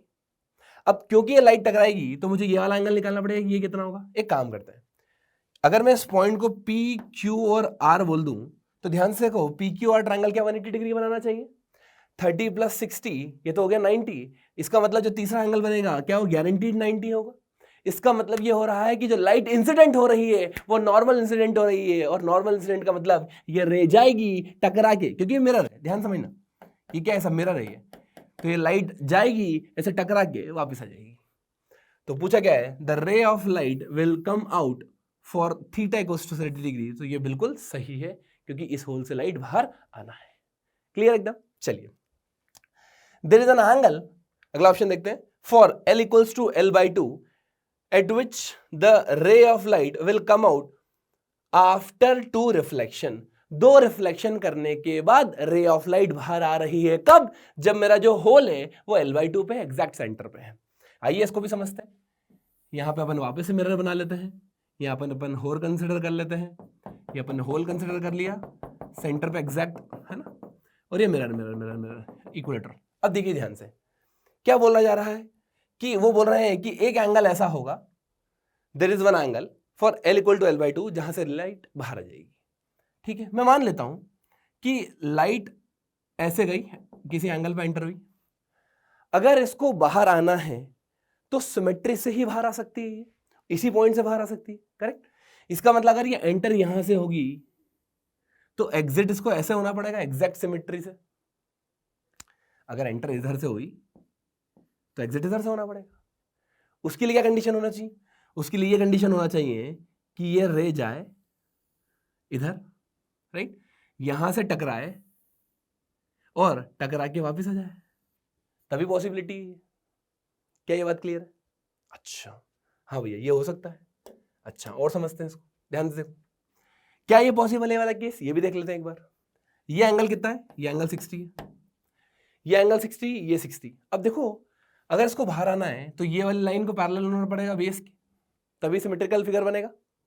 अच्छा, तो ये 60 तो ये भी 60, ये 60 यहां से नॉर्मल मैंने खींच दिया, angle of incidence angle of reflection बराबर बराबर होना चाहिए, तो ये हो गया 30 और ये भी हो गया 30, ये 30 ये 30 तो ये 60, ये 60 तो ये 60, तो वो जो एंगल होगा वो कितना आ जाएगा अपना, थीटा की वैल्यू आ जाएगी 60 डिग्री, जो कि यहां से बन रहा है। तो इस पर्टिकुलर एंगल पर ये पॉसिबल है कि 2 रिफ्लेक्शन के बाद, 2 रिफ्लेक्शन, एक रिफ्लेक्शन यहां एक रिफ्लेक्शन यहां, 2 रिफ्लेक्शन के बाद ये लाइट बाहर आ जाए। क्लियर एकदम। चलिए, बहुत शानदार। अगला देखते हैं, the ray of light will never come out for theta equals to 60 degree and L equal to L/3। L की वैल्यू कितनी, L/3 है, और थीटा कितना दे रखा है अपने को, 60 डिग्री दे रखा है। चलिए ये समझते हैं इसको भी, मैं डायग्राम बनाता हूं एकदम बढ़िया। थीटा कितना है, थीटा यहाँ पे 60 डिग्री दे रखा है हमें। अब 60 डिग्री दे रखा है, L की वैल्यू कितनी दे रखी है अपने को, L/3 दे रखी है। क्लियर है बात। अच्छा चलिए, अब लाइट एंटर होगी यहाँ पे,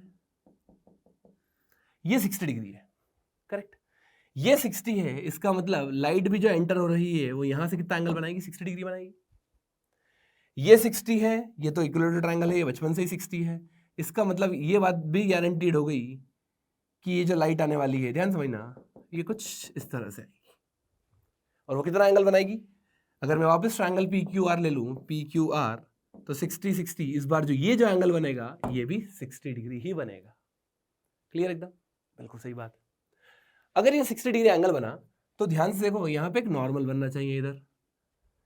जैसे ये लाइट मिरर से टकराई, एंगल ऑफ इंसिडेंस 30 डिग्री, तो एंगल ऑफ रिफ्लेक्शन भी 30 डिग्री।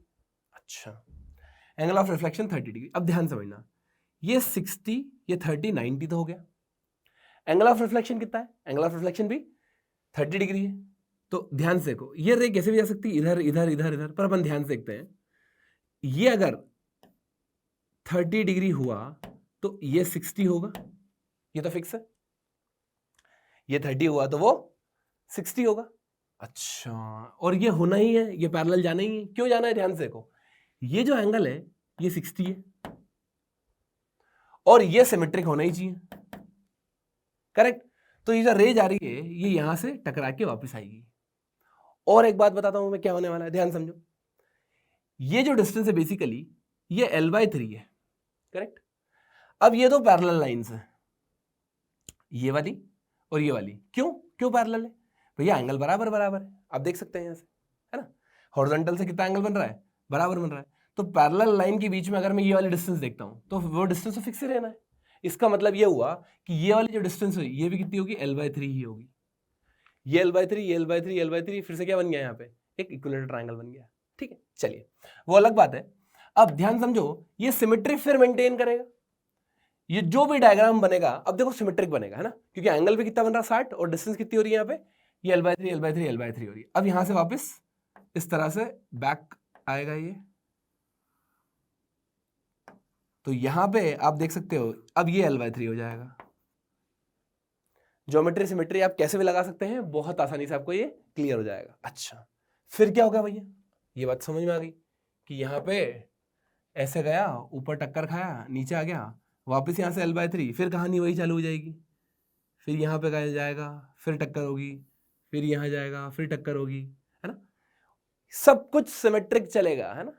बहुत ज्यादा डिटेल में एक्सप्लेन करने की जरूरत नहीं है, आई थिंक आप समझ रहे होंगे।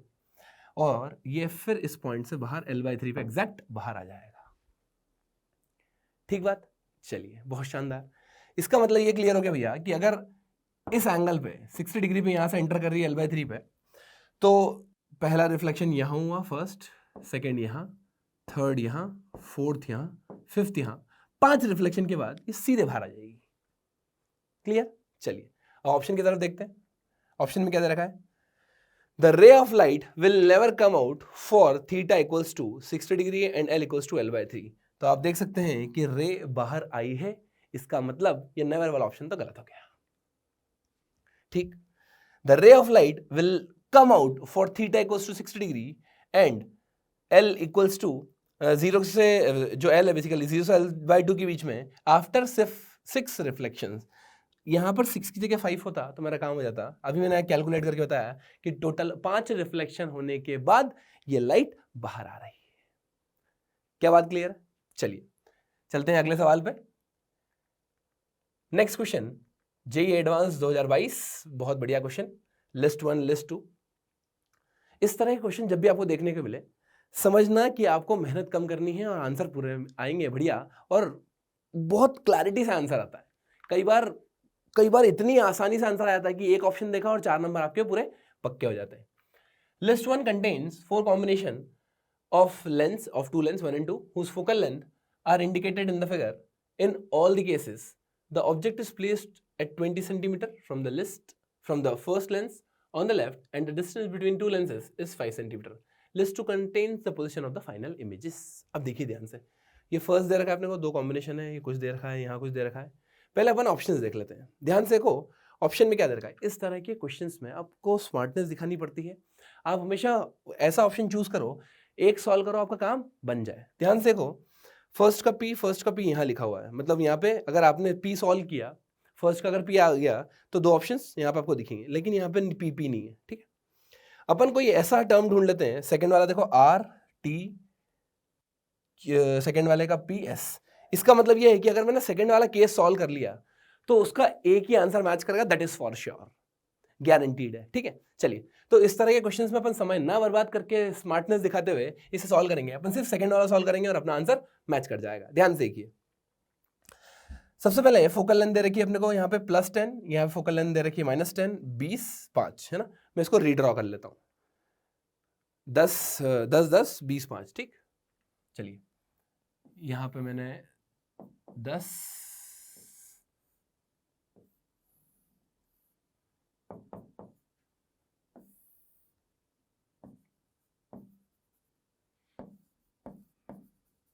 ये ऑब्जेक्ट है मेरा। ठीक है, देख लेते एक बार वापस से, ये 5 सेंटीमीटर, ये 20 सेंटीमीटर, ऑब्जेक्ट यहाँ रखा हुआ है। ठीक बात है, चलिए अब क्योंकि लेंस है, ये फोकल लेंथ पॉजिटिव नेगेटिव सब कुछ दे रखा है अपने को, इसमें कोई दिक्कत वाली बात नहीं है। मैं तो समझ लेता हूँ कि ऑब्जेक्ट है जो कि 20 सेंटीमीटर पर रखा हुआ है। तो जो इमेज का फॉर्मूला होता है आपको पता है, वो होता है UF/U+F। अब अपने को हर चीज विद साइन डालनी पड़ेगी, है ना। सबसे पहले इसकी बात करते हैं। तो u की वैल्यू कितनी है 20, f कितना है 10, u कितना है -20 है ना, विद साइन डालना पड़ता है हर चीज, तो हमेशा याद रखना विद साइन डालेंगे, u तो +10 है, ये हो जाएगा मेरे पास -20 + 10, ठीक है। तो कितना आ गया मेरे पास आ गया -10, नीचे आ गया, ये ऊपर कट गया, मेरा आंसर आ गया 20, प्लस का 20, इसका मतलब जो इमेज बन रही है वो राइट साइड में बन रही है, तो इमेज कहीं यहाँ कहीं बन रही होगी, इंटरमीडिएट इमेज, करेक्ट। अच्छा, अब ध्यान से देखो,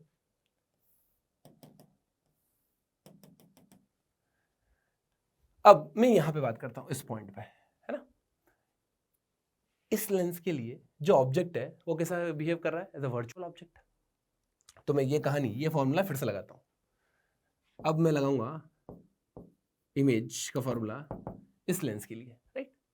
फिर फॉर्मूला यूज करेंगे u/u+f, लेकिन जो डिस्टेंस कैलकुलेट की जाएगी वो इस लेंस से कैलकुलेट की जाएगी, ठीक है।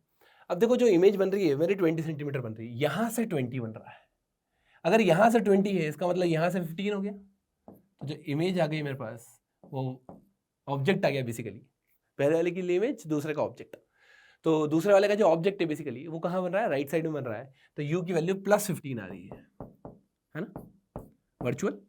अच्छा, फोकल लेंथ कितनी है, -10 अपॉन 15 -10, ठीक, u+f। अब देखिए कितना हो गया, ये हो गया मेरे पास, नीचे बचा 5 है ना, प्लस का 5 और ये 3, तो मेरा आंसर आ गया -30। -30 का मतलब क्या हुआ, -30 का मतलब ये है कि जो इमेज बन रही है वो लेफ्ट साइड में बन रही है, राइट में होता तो पॉजिटिव लेते हैं लेंस से, क्योंकि ये केस। अच्छा, इमेज -30 बन रही है, ऑप्शन मैच कराते हैं। Final image is formed at a distance of 6 centimetre, नहीं, final image is formed at a distance of 30 centimetre on the left side of lens 2। क्या मैच कर गया, जी हाँ। कौन सा केस था अपना, सेकंड केस को आर से मैच करना है। आप देखो सेकंड केस यहाँ से आर से मैच करता हुआ, सिर्फ आपने एक सॉल्व किया और आपका आंसर आ गया। इसी तरह से अगर आपको प्रैक्टिस करना है तो आप बाकी डिफरेंट केसेस भी सॉल्व करके मैच कर सकते हैं, ठीक है। चलिए बहुत बढ़िया, चलते हैं सीधे अगले सवाल पे। यहां पे हमें दे रखा है, consider a configuration of n identical units each consisting of 3 layers. The first layer is a column of air of height 1/3, second and third of equal thickness √3 - 1/2, refractive index √3/√2 and √3 respectively. A light source O is placed on the top of first unit as shown in the figure. A ray of light O is incident on the second layer of the first unit at an angle theta equals 60 degree at the normal.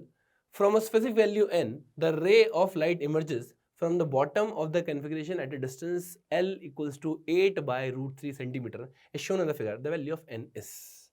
अब देखिए ध्यान से कितना प्यारा सवाल है। Basically क्या है, यहाँ पर 3 सिस्टम दे रखा है, एक एयर है, एक रिफ्रैक्टिव इंडेक्स 1 है, एक रिफ्रैक्टिव इंडेक्स 2 है ना।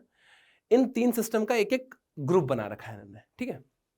अच्छा, उसको एक यूनिट बोल दिया इन्होंने। अब क्या हुआ, कोई लाइट एंटर की ऐसे, ऑब्वियसली वो रिफ्रैक्ट करेगी, है। जब वो रिफ्रैक्ट करेगी तो उन्होंने बोला कि यहां पर इनिशियल पोजीशन से ये कितना शिफ्ट होकर निकल रही है बाहर, 8/√3 डिस्टेंस पे बाहर निकल रही है, इतना शिफ्ट हो गई है, ठीक है, एक्स डायरेक्शन में। बिल्कुल सही बात है। वो आपसे पूछ रहे हैं कि बताओ कितनी यूनिट्स लगेगी। अगर टोटल एल की वैल्यू 8/√3 है तो टोटल कितनी यूनिट्स लगेगी। देखो हम इसको कैसे अप्रोच करेंगे। सबसे पहले हम क्या करेंगे, हम सिंगल यूनिट पे फोकस करेंगे। हम देखेंगे कि अगर कोई रे ऑफ लाइट आती है तो इन 3 के कॉम्बिनेशन से एक यूनिट बन रही है, एक यूनिट के कारण एक्स एक्सिस में कितना डिस्प्लेसमेंट हो रहा है, कितनी शिफ्ट हो रही है रे, करेक्ट। अब हम ये देखेंगे कि टोटल डिस्प्लेसमेंट तो हमें दे रखा है कितना होना चाहिए, टोटल शिफ्ट कितना होना चाहिए, हम उसको डिवाइड कर देंगे, नंबर ऑफ यूनिट्स आ जाएगी। तो सबसे पहले मेन फोकस मेरा ये रहेगा कि एक यूनिट से कितना शिफ्ट हुआ है ये कैलकुलेट करेंगे। चलिए क्या क्या दे रखा है हमको, डी की वैल्यू दे रखी है, एच की वैल्यू दे रखी है, सब कुछ दे रखा है, थीटा भी दे रखा है 60 डिग्री। आइए सबसे पहले मैं यहाँ पे आपको बहुत ही ज्यादा क्लियरली समझा देता हूं कि ये केस बन कैसा रहा है। ये डिस्टेंस हमें दे रखी है, ये एंगल 60 डिग्री है, राइट। ये एंगल 60 डिग्री है। अब यहाँ पे म्यू कितना है, इधर म्यू 1 है रिफ्रैक्टिव इंडेक्स, यहाँ पे रिफ्रैक्टिव इंडेक्स दे रखा है अपने को √3/√2, √3/√2, और यहाँ पे रिफ्रैक्टिव इंडेक्स दे रखा है अपने को √3। ये मैंने तीनों रिफ्रैक्टिव इंडेक्स लिख लिए हैं यहाँ पर, ठीक है। चलिए अब ध्यान समझो, क्योंकि ये डिस्टेंस h की वैल्यू भी दे रखी है अपने को 1/3 और d की वैल्यू √3 - 1/2। ये कितनी है 1/3 और ये कितनी है मेरे पास √3 - 1/2। सिमिलरली ये जो डिस्टेंस है ये भी कितनी है √3 - 1/2। क्लियर है बात? अच्छा, अब मैं एक काम करता हूं, इसको पूरा मैं एक सेटअप बना देता हूं। ये मेरी एक सिंगल यूनिट है, एक यूनिट है, ठीक है। अब देखिए ध्यान से, ये एक रेयर मीडियम है, ये डेंसर मीडियम है, तो लाइट थोड़ी सी बेंड होगी। जो लाइट ऐसे जाएगी ये बेंड होगी, ठीक है, अच्छी बात है। और ये यहां पर एक बार और बेंड होगी, इस तरह से मैं मान लेता हूं, correct.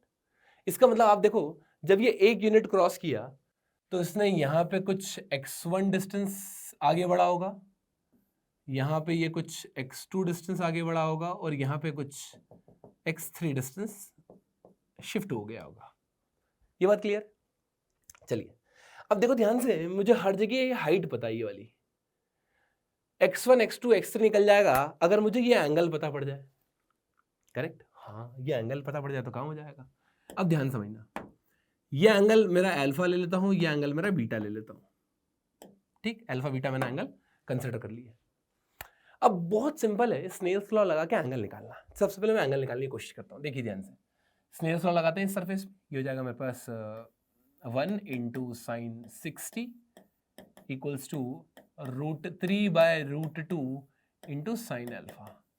Here you can see, जो अल्फा की वैल्यू निकल के आ रही है √3/2 से √3/2 कट जाएगा, ये हो जाएगा मेरे पास √3 कट गया 1/√2, मतलब जो अल्फा की वैल्यू आएगी वो आएगी 45 डिग्री। अल्फा कितना आ गया 45 आ गया, बहुत बढ़िया। चलिए अल्फा 45, बीटा निकाल लेते हैं। ये एंगल अगर 45 है तो ऑब्वियसली ये एंगल भी कितना होगा 45 होगा। So I can write mu that is √3/√2 × sin 45 equal to √3 × sin beta. यहाँ से बीटा निकल जाएगा, ठीक है। √3 कट गया, 45 कितना हो गया 1/√2 1/√2 1/√2 2 हो गया, साइन बीटा मतलब बीटा की वैल्यू आ गई 30 डिग्री। अब मेरे पास सारा एंगल आ चुके हैं, ये बीटा 30 डिग्री है, राइट। अब ध्यान से किए, मैं एक काम करता हूं, मैं यहां से यहां तक जो टोटल शिफ्ट हुआ है एक यूनिट के कारण, उसको डी बोल देता हूं। क्या मैं डी की वैल्यू लिख सकता हूं x1 + x2 + x3, यही मेरा डी होगा। हाँ भैया, ये तो बिल्कुल सही बोल रहे हो आप। जो डी की वैल्यू होगी वो होगी x1 + x2 + x3, करेक्ट। हाँ, अब देखिए ध्यान से, अगर अपन देखें तो tan थीटा क्या होगा, ध्यान समझना। ये थीटा तो ये थीटा 60 डिग्री बोलते थे। tan थीटा क्या होगा x1/h। अच्छा, तो मुझे x1 निकालना है, क्या मैं h tan थीटा लिख दूं? मेरे को हर जगह की हाइट पता है, हर जगह का एंगल पता है। अच्छा हाँ, ये भी बात सही है। तो देखो मैं इसकी हाइट लिखता हूँ 1/3 × tan 60। इसकी हाइट पता है मुझे, d दे रखा है, जो कि इसको अभी d लिखता है, √3 - 1/2 गिवन है। ये हो जाएगा मेरे पास tan alpha plus tan beta, correct, बिल्कुल सही बात है भैया। ये हो जाएगा 1/3 tan 60 मतलब √3 प्लस d की वैल्यू कितनी है √3 - 1/2। यहाँ पे हो जाएगा मेरे पास tan 45 1 plus tan 30 is 1/√3। Clear? चलिए, तो ये कितना हो जाएगा मेरे पास, ये हो जाएगा 1/√3 प्लस यहाँ अंदर बचा, मल्टीप्लाई कर सकते हैं वैसे तो कोई दिक्कत नहीं है। तो ये हो जाएगा √3 - 1, ये हो जाएगा √3 + 1 अपॉन 2√3। तो यहाँ पे काम करता हूँ, 1/√3 बाहर निकाल लेता हूँ, 1/√3 बाहर आ गया मेरे पास। ये बचा √3 - 1 × √3 + 1 a² - b², सो हो जाएगा 1 + A square minus B square, divide में बचेगा 1/√3 इधर से बाहर निकल गया और यहाँ पर 2 बचेगा, राइट। चलिए तो यहाँ पे क्या आ गया मेरे पास, यहाँ पे मेरे पास आ गया 3 - 1 2, 2 से 2 गया 1, 1 + 1 2, 2/√3, करेक्ट, 2/√3 आ चुका है। इसका मतलब ये हुआ उन्होंने दे रखा था L जो है वो 8/√3 है। हमने ये निकाला कि एक यूनिट के कारण जो शिफ्ट आ रहा है वो 2/√3 आ रहा है। तो बताओ कितने यूनिट के बाद 8/√3 आ जाएगा, 4 से मल्टीप्लाई कर दो, करेक्ट। तो जो करेक्ट आंसर होगा वो होगा मेरे पास 4। एक यूनिट से 2/√3, तो 4 यूनिट से 8/√3 शिफ्ट हो जाएगा, मेरा आंसर आ गया। क्लियर एकदम। चलिए बहुत शानदार। अब देखते हैं अगला सवाल। हमें दे रखा है an object and a concave mirror of focal length 10 centimetre move along the principal axis of the mirror with constant speeds. The object moves with speed 15 centimeter per second towards the mirror with respect to a laboratory frame. The distance between the object and the mirror at a given moment is denoted by u. When u equal to 30 centimeter, the speed of the mirror is vm such that the image instantaneously at rest with respect to the laboratory frame and the object forms a real image. The magnitude of Vm is. आपसे magnitude पूछा गया है Vm का। बड़ा ही आसान सवाल, बहुत शानदार सवाल। चलिए ध्यान से देखो, यहां पर वेलोसिटी ऑफ इमेज वाला फॉर्मूला लगाना पड़ेगा हमको। यहाँ पे मिरर भी मूव कर रहा है, मैं मान लेता हूं बेसिकली कि मिरर इधर मूव कर रहा होगा कुछ Vm वेलोसिटी से, ऑब्जेक्ट इधर मूव कर रहा है। इसका फॉर्मूला आपको डायरेक्ट पता होना चाहिए।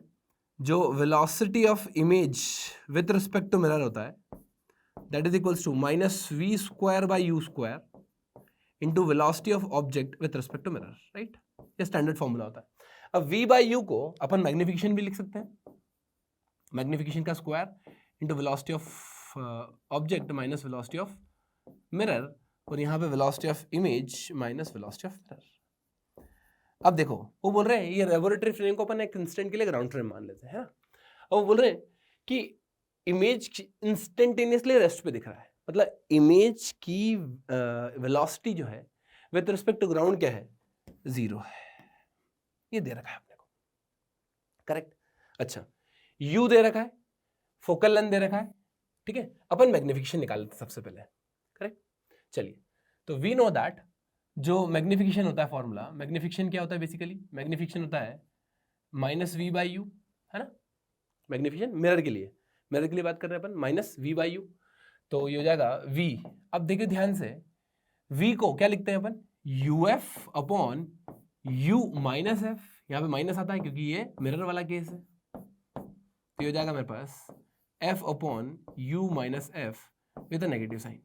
अब देखो यहाँ पर नेगेटिव साइन का इतना सिग्निफिकेंस इसलिए नहीं होगा क्योंकि हमें फॉर्मूले में m² पुट करना है, तो कोई दिक्कत वाली बात नहीं है। चलिए तो मेरे पास फोकल लेंथ कितनी आ गई, 10 दे रखिए, और ऑब्जेक्ट कितना है 30, तो ये जाएगा -30 ऑब्जेक्ट ना। ऑब्जेक्ट को हमेशा विद साइन पुट करते हैं, ध्यान रखना बेटा। और ये हो गया मेरे पास फोकल लेंथ -10। फोकल लेंथ भी कॉन्केव मिरर है, राइट, तो मैं -10 ही पुट करूंगा इसको। तो यहाँ पे मैंने -10 पुट करता हूँ, एक ऑलरेडी माइनस बाहर चल ही रहा है और ये माइनस माइनस प्लस हो गया, क्लियर। ये वाला माइनस, ये फोकल लेंथ को मैंने -10 पुट किया, यहाँ माइनस माइनस प्लस हो गया, राइट। तो हो जाएगा मेरे पास -10/20 विद अ नेगेटिव साइन, -10/-20, और बाहर एक माइनस चल रहा है, इसको एज इट इज रहने दो। ये हो जाएगा 1/2, ठीक। अब मुझे m² पुट करना है, तो कोई दिक्कत वाली बात नहीं है, मैं बोल चुका हूँ आपको m की वैल्यू 1/2, ठीक है। चलिए तो यहाँ पे सीधे चलते हैं अपन, minus velocity of mirror equal to -1/4 into velocity of object minus velocity of object. Velocity of जो ऑब्जेक्ट दे रखा है कि आपने, आप देख सकते हो वेलोसिटी ऑफ ऑब्जेक्ट दे रखा है 15, करेक्ट। तो यहाँ पे डालता हूँ मैं +15, सीधे आंसर आएगा अपना 15 - Vm, ठीक है। ये हो जाएगा ये माइनस से माइनस कट गया, 4Vm + Vm, 5Vm equal to 15, 5Vm equal to 15। तो Vm की वैल्यू आ गई 3 सेंटीमीटर पर सेकेंड, क्योंकि सब सेंटीमीटर पर सेकेंड में दे रखा है अपने को, तो मेरा आंसर भी आएगा वो सेंटीमीटर पर सेकेंड में ही आएगा। क्लियर एकदम? चलिए बहुत बढ़िया। An optical arrangement consists of two concave mirror M1 and M2 and a convex lens L with a common principal axis as shown in the figure. The focal length of L is 10 cm. The radii of curvature of M1 and M2 are 20 cm and 24 cm respectively. The distance between lens and M2 is 20 cm. Object S is placed in the midpoint between L and M2 on the axis. When the distance between L and M1 is n by 7, one of the images coincide with S. The value of n is.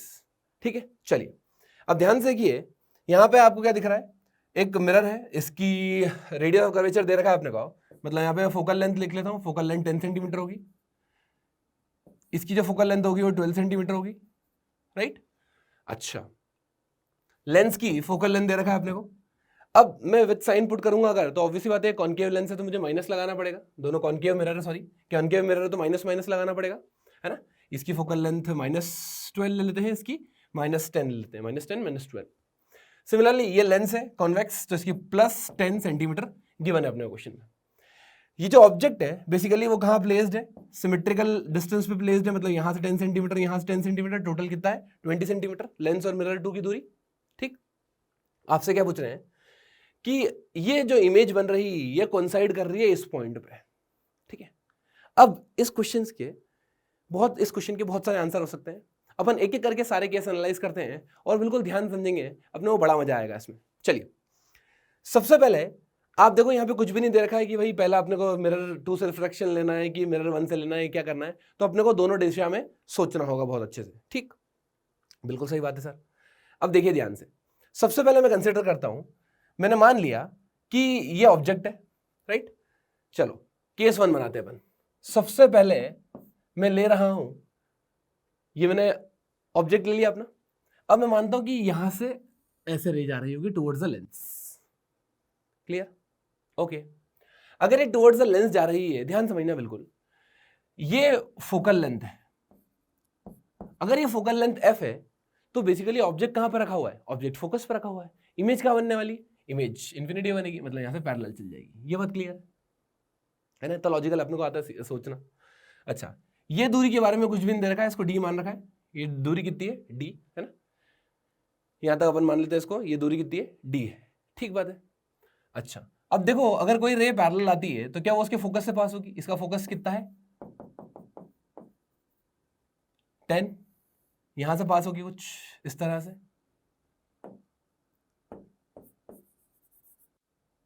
ये रे कुछ इस तरह से पास होगी इससे focus से। ठीक, ये फोकस से पास होगी।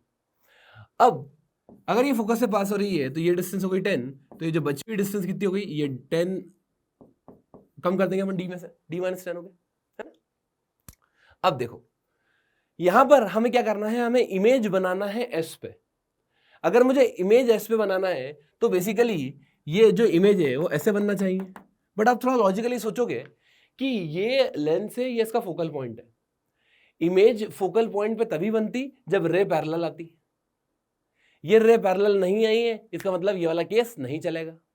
अच्छा, अब ये वाला केस नहीं चलेगा, ये अपने को समझ में आ गया, क्योंकि इंसिडेंट रे जो है वो पैरेलल नहीं है। बिल्कुल सही बात है, तो 100% क्लैरिटी अपने को, इसमें कोई दिक्कत नहीं है। अब देखिए ध्यान समझिए, यहां पर ऐसा भी हो सकता है कि ये जो रे है ये बेसिकली यहां से आगे जाए, एक पॉइंट पे कन्वर्ज हो, और फिर उसके बाद ये अपनी इमेज बना दे। अपनी इमेज कहां पे बना दे, इस पॉइंट पे से इमेज बन जाए। हो सकता है, पॉसिबिलिटी है, बिल्कुल सही बात है। अच्छा, ठीक बात है। इसका मतलब एक चीज की क्लैरिटी है अपने को कि अगर मुझे इमेज, फाइनल इमेज यहां बनाना है, कितनी दूरी पे बनाना है, ये 10 है, क्वेश्चन में गिवन है। अगर मुझे फाइनल इमेज 10 पे बनाना है तो मिरर का अपने को फोकल लेंथ तो पता ही है ऑलरेडी। ठीक, ये पता पड़ जाएगा कि ये जो फाइनल डिस्टेंस है जहां पे इस लेंस के कारण जो इमेज बनेगी वो उस मिरर की क्या बनेगी, ऑब्जेक्ट हो जाएगा। कैसा ऑब्जेक्ट, वर्चुअल ऑब्जेक्ट हो जाएगा। ओके, ये बात सही है। चलो अब एक काम करते हैं अपन, मैं सबसे पहले मिरर 2 के लिए मिरर फॉर्मूला लगाता हूं। आपको पता होना चाहिए मिरर फॉर्मूला जब लगाएंगे तो क्या हो जाएगा, ये UF upon U minus F, correct, UF upon U minus F। अब देखो यहां पर इमेज कहां बनना चाहिए, इमेज यहां बनना चाहिए मेरी, इमेज किसके कारण, मिरर के कारण इमेज यहाँ बनना चाहिए। तो मैं साइन कन्वेंशन यूज करता हूँ, यहाँ पे इस डायरेक्शन को मैं पॉजिटिव मान लेता हूँ, है ना, रे इधर जा रही है, मेरी इंसिडेंट रे इधर जा रही है, तो वो डायरेक्शन पॉजिटिव या नेगेटिव हो जाएगी। तो अब देखो यू भी नेगेटिव आ रहा है, सॉरी वी नेगेटिव आ रहा है और फोकल लेंथ भी क्या है, नेगेटिव है। तो वी कितना आ रहा है मेरा, वी आ रहा है मेरे पास -10, यू अपने को निकालना है, फोकल लेंथ कितनी है मेरे पास -12 अपॉन यू माइनस, ठीक। अच्छा ये क्या हो गया मेरे पास, -10u -120 इक्वल्स टू -12u। तो 2u इक्वल टू 120, u की वैल्यू आ गई मेरे पास 60 +60 आ रही है, आपको दिख ही रहा है कि इमेज यहां बन रही है, तो बेसिकली इसका ऑब्जेक्ट वहां रखा था, है ना, राइट साइड में। ओके, अगर इस पॉइंट से ऑब्जेक्ट कहां होना चाहिए, पीछे की तरफ होना चाहिए 60, इसका मतलब यहां से दूरी कितनी हो जाती थी उसकी 80। ये बात क्लियर है। इस लेंस से वो जो ऑब्जेक्ट है, ठीक है, इसके लिए जो ऑब्जेक्ट है बेसिकली इसकी इमेज होगी वो, तो इसकी इमेज कहां पे, 80 सेंटीमीटर पे। ओके, अब देखो ध्यान से, मुझे ये बात पता पड़ गई कि लेंस के लिए, इस लेंस के लिए अगर मैं ऑब्जेक्ट यहां रखता इस पॉइंट पे, इसको ऑब्जेक्ट बोल देता, तो इसको इमेज कहां बनानी है, इमेज बनानी है 80 सेंटीमीटर पे, तभी जो फाइनल इमेज है वो यहां पे बनेगी। ठीक बात है भैया, ये बात तो बिल्कुल क्लियर है। तो एक काम करते हैं अपन, लेंस फॉर्मूला लगाते हैं। अब देखो ये मिरर फॉर्मूला है, अब लेंस फॉर्मूला में क्या होगा, uf upon u plus F होगा, करेक्ट। अच्छा इमेज फिक्स है अपनी, इमेज कहां बनानी है, ऑब्जेक्ट ये होगा, इमेज 80 बनेगी, 80। ऑब्जेक्ट कहां होगा, इधर d-10 पे, और ये नेगेटिव पुट करेंगे इसको, d-10 with negative sign. Focal length कितनी है, फोकल लेंथ इसकी 10 है, प्लस का 10, ये हो जाएगा -d + 10 + 10, ठीक, बिल्कुल सही बात। अब देखिए ये इससे कैंसिल हो जाएगा, 0, यहां पे क्या बचा मेरे पास, -8d, 10 + 10 20, 20 और 8 ये हो जाएगा 160 इक्वल टू -d + 10, ठीक। अब देखो इसको उधर ले आते हैं अपन, तो कितना हो जाएगा 7d + 8, ये उधर चलेगा तो +8 - 7, 7d इज इक्वल टू 150। तो मेरा जो d की वैल्यू आएगी वो आएगी 150/7।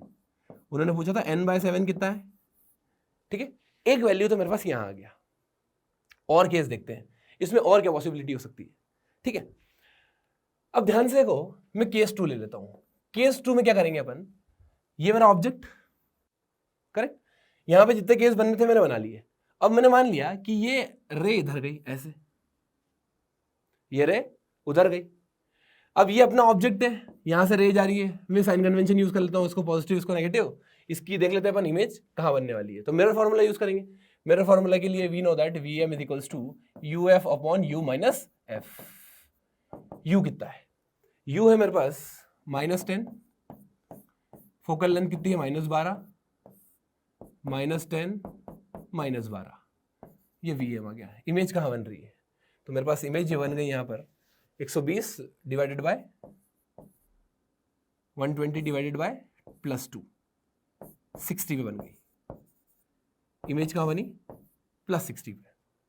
क्लियर, बिल्कुल सही बात है।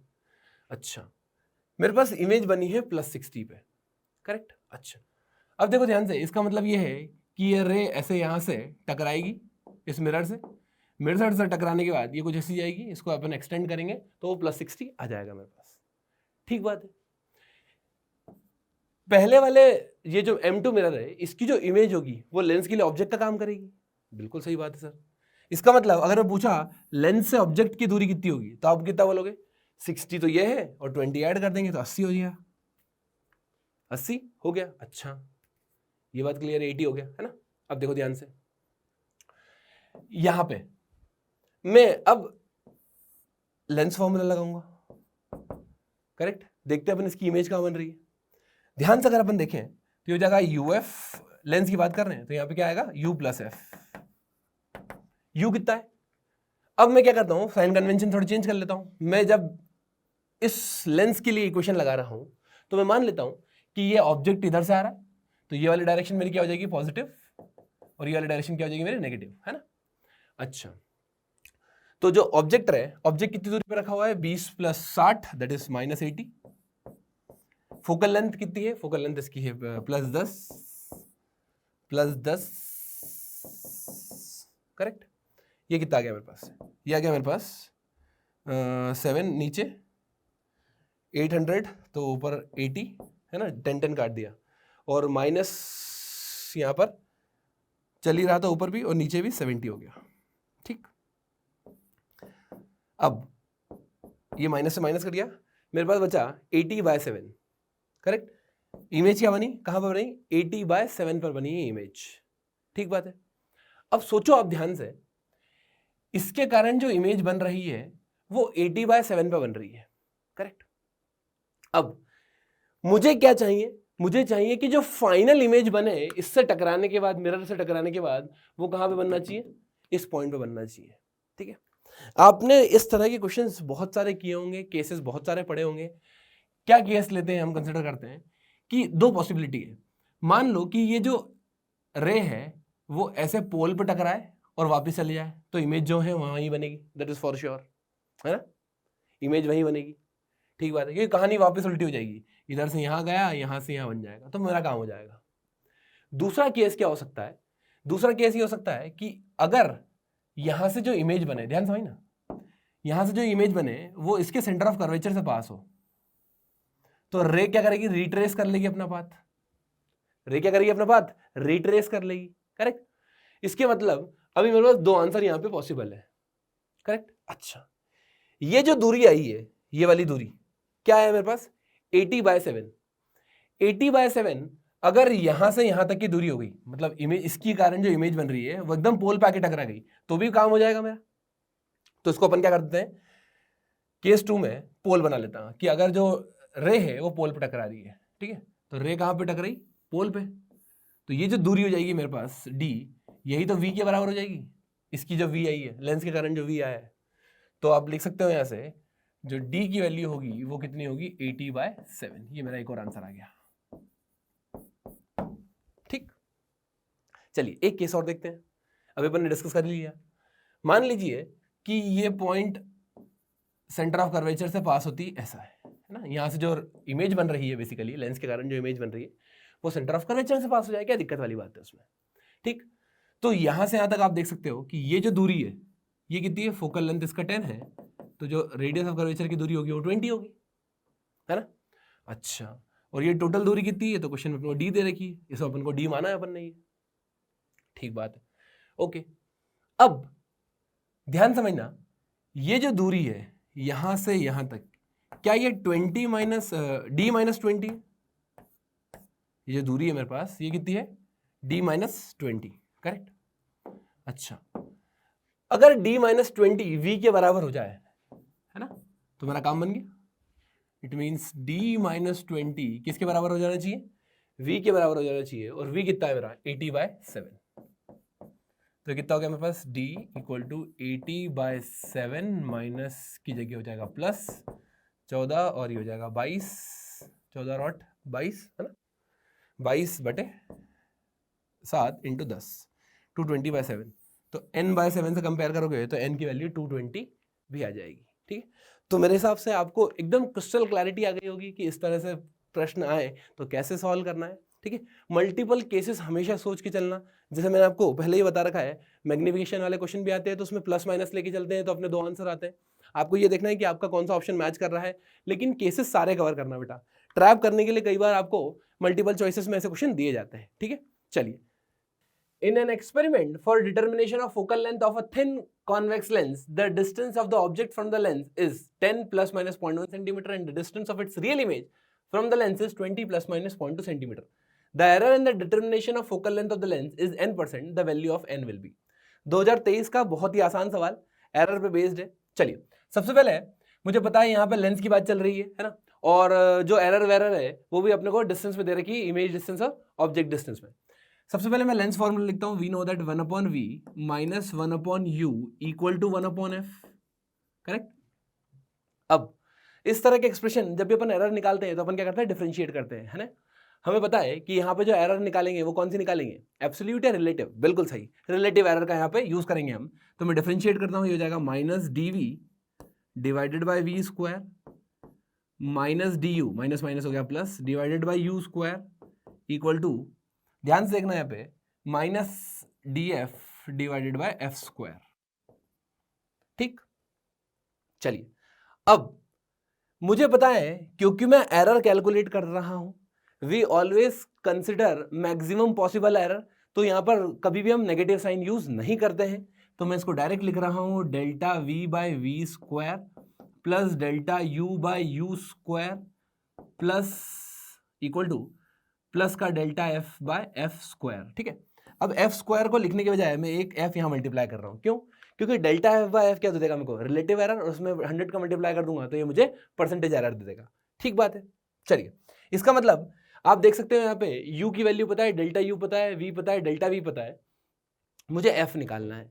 सबसे पहले मैं इस फॉर्मूले का यूज करके f निकाल लेता हूँ। वी नो दैट जो फोकल लेंथ है v इज इक्वल्स टू क्या हो जाएगा, ये F you upon F plus you, F you upon F plus you, right. चलिए v की वैल्यू कितनी है, v की वैल्यू अपने को दे रखी है 20, सब चीज विद साइन पुट करेंगे, राइट। फोकल लेंथ हमें पता नहीं है, f रहने दो, ऑब्जेक्ट नेगेटिव पुट करेंगे -10, ये हो जाएगा f -10, तो कितना हो गया यहाँ पे, ध्यान से देखो, एक जीरो काट देते हैं, ये हो जाएगा 2f -20 is equals to -f, तो यह 3f की वैल्यू आ गई 20 के बराबर, तो f की वैल्यू आ गई प्लस का 20/3, और देखो यहाँ पे कॉन्वेक्स लेंस था तो फोकल लेंथ पॉजिटिव आना ही था।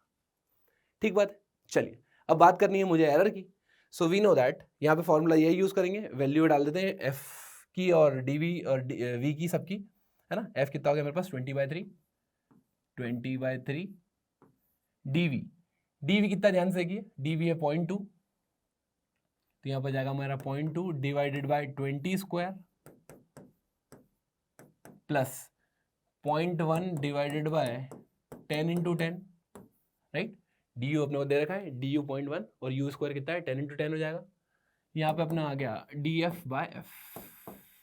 ठीक है, चलिए तो आप देख सकते हैं यहाँ पे ये 10 से ये पॉइंट सब जगह कट जाएगा, है ना। यहाँ से 100 बाहर निकाल लेते हैं, तो 2/300 बाहर, एक 2 से एक 2 कट गया, 1/20 बचा, प्लस 1/10,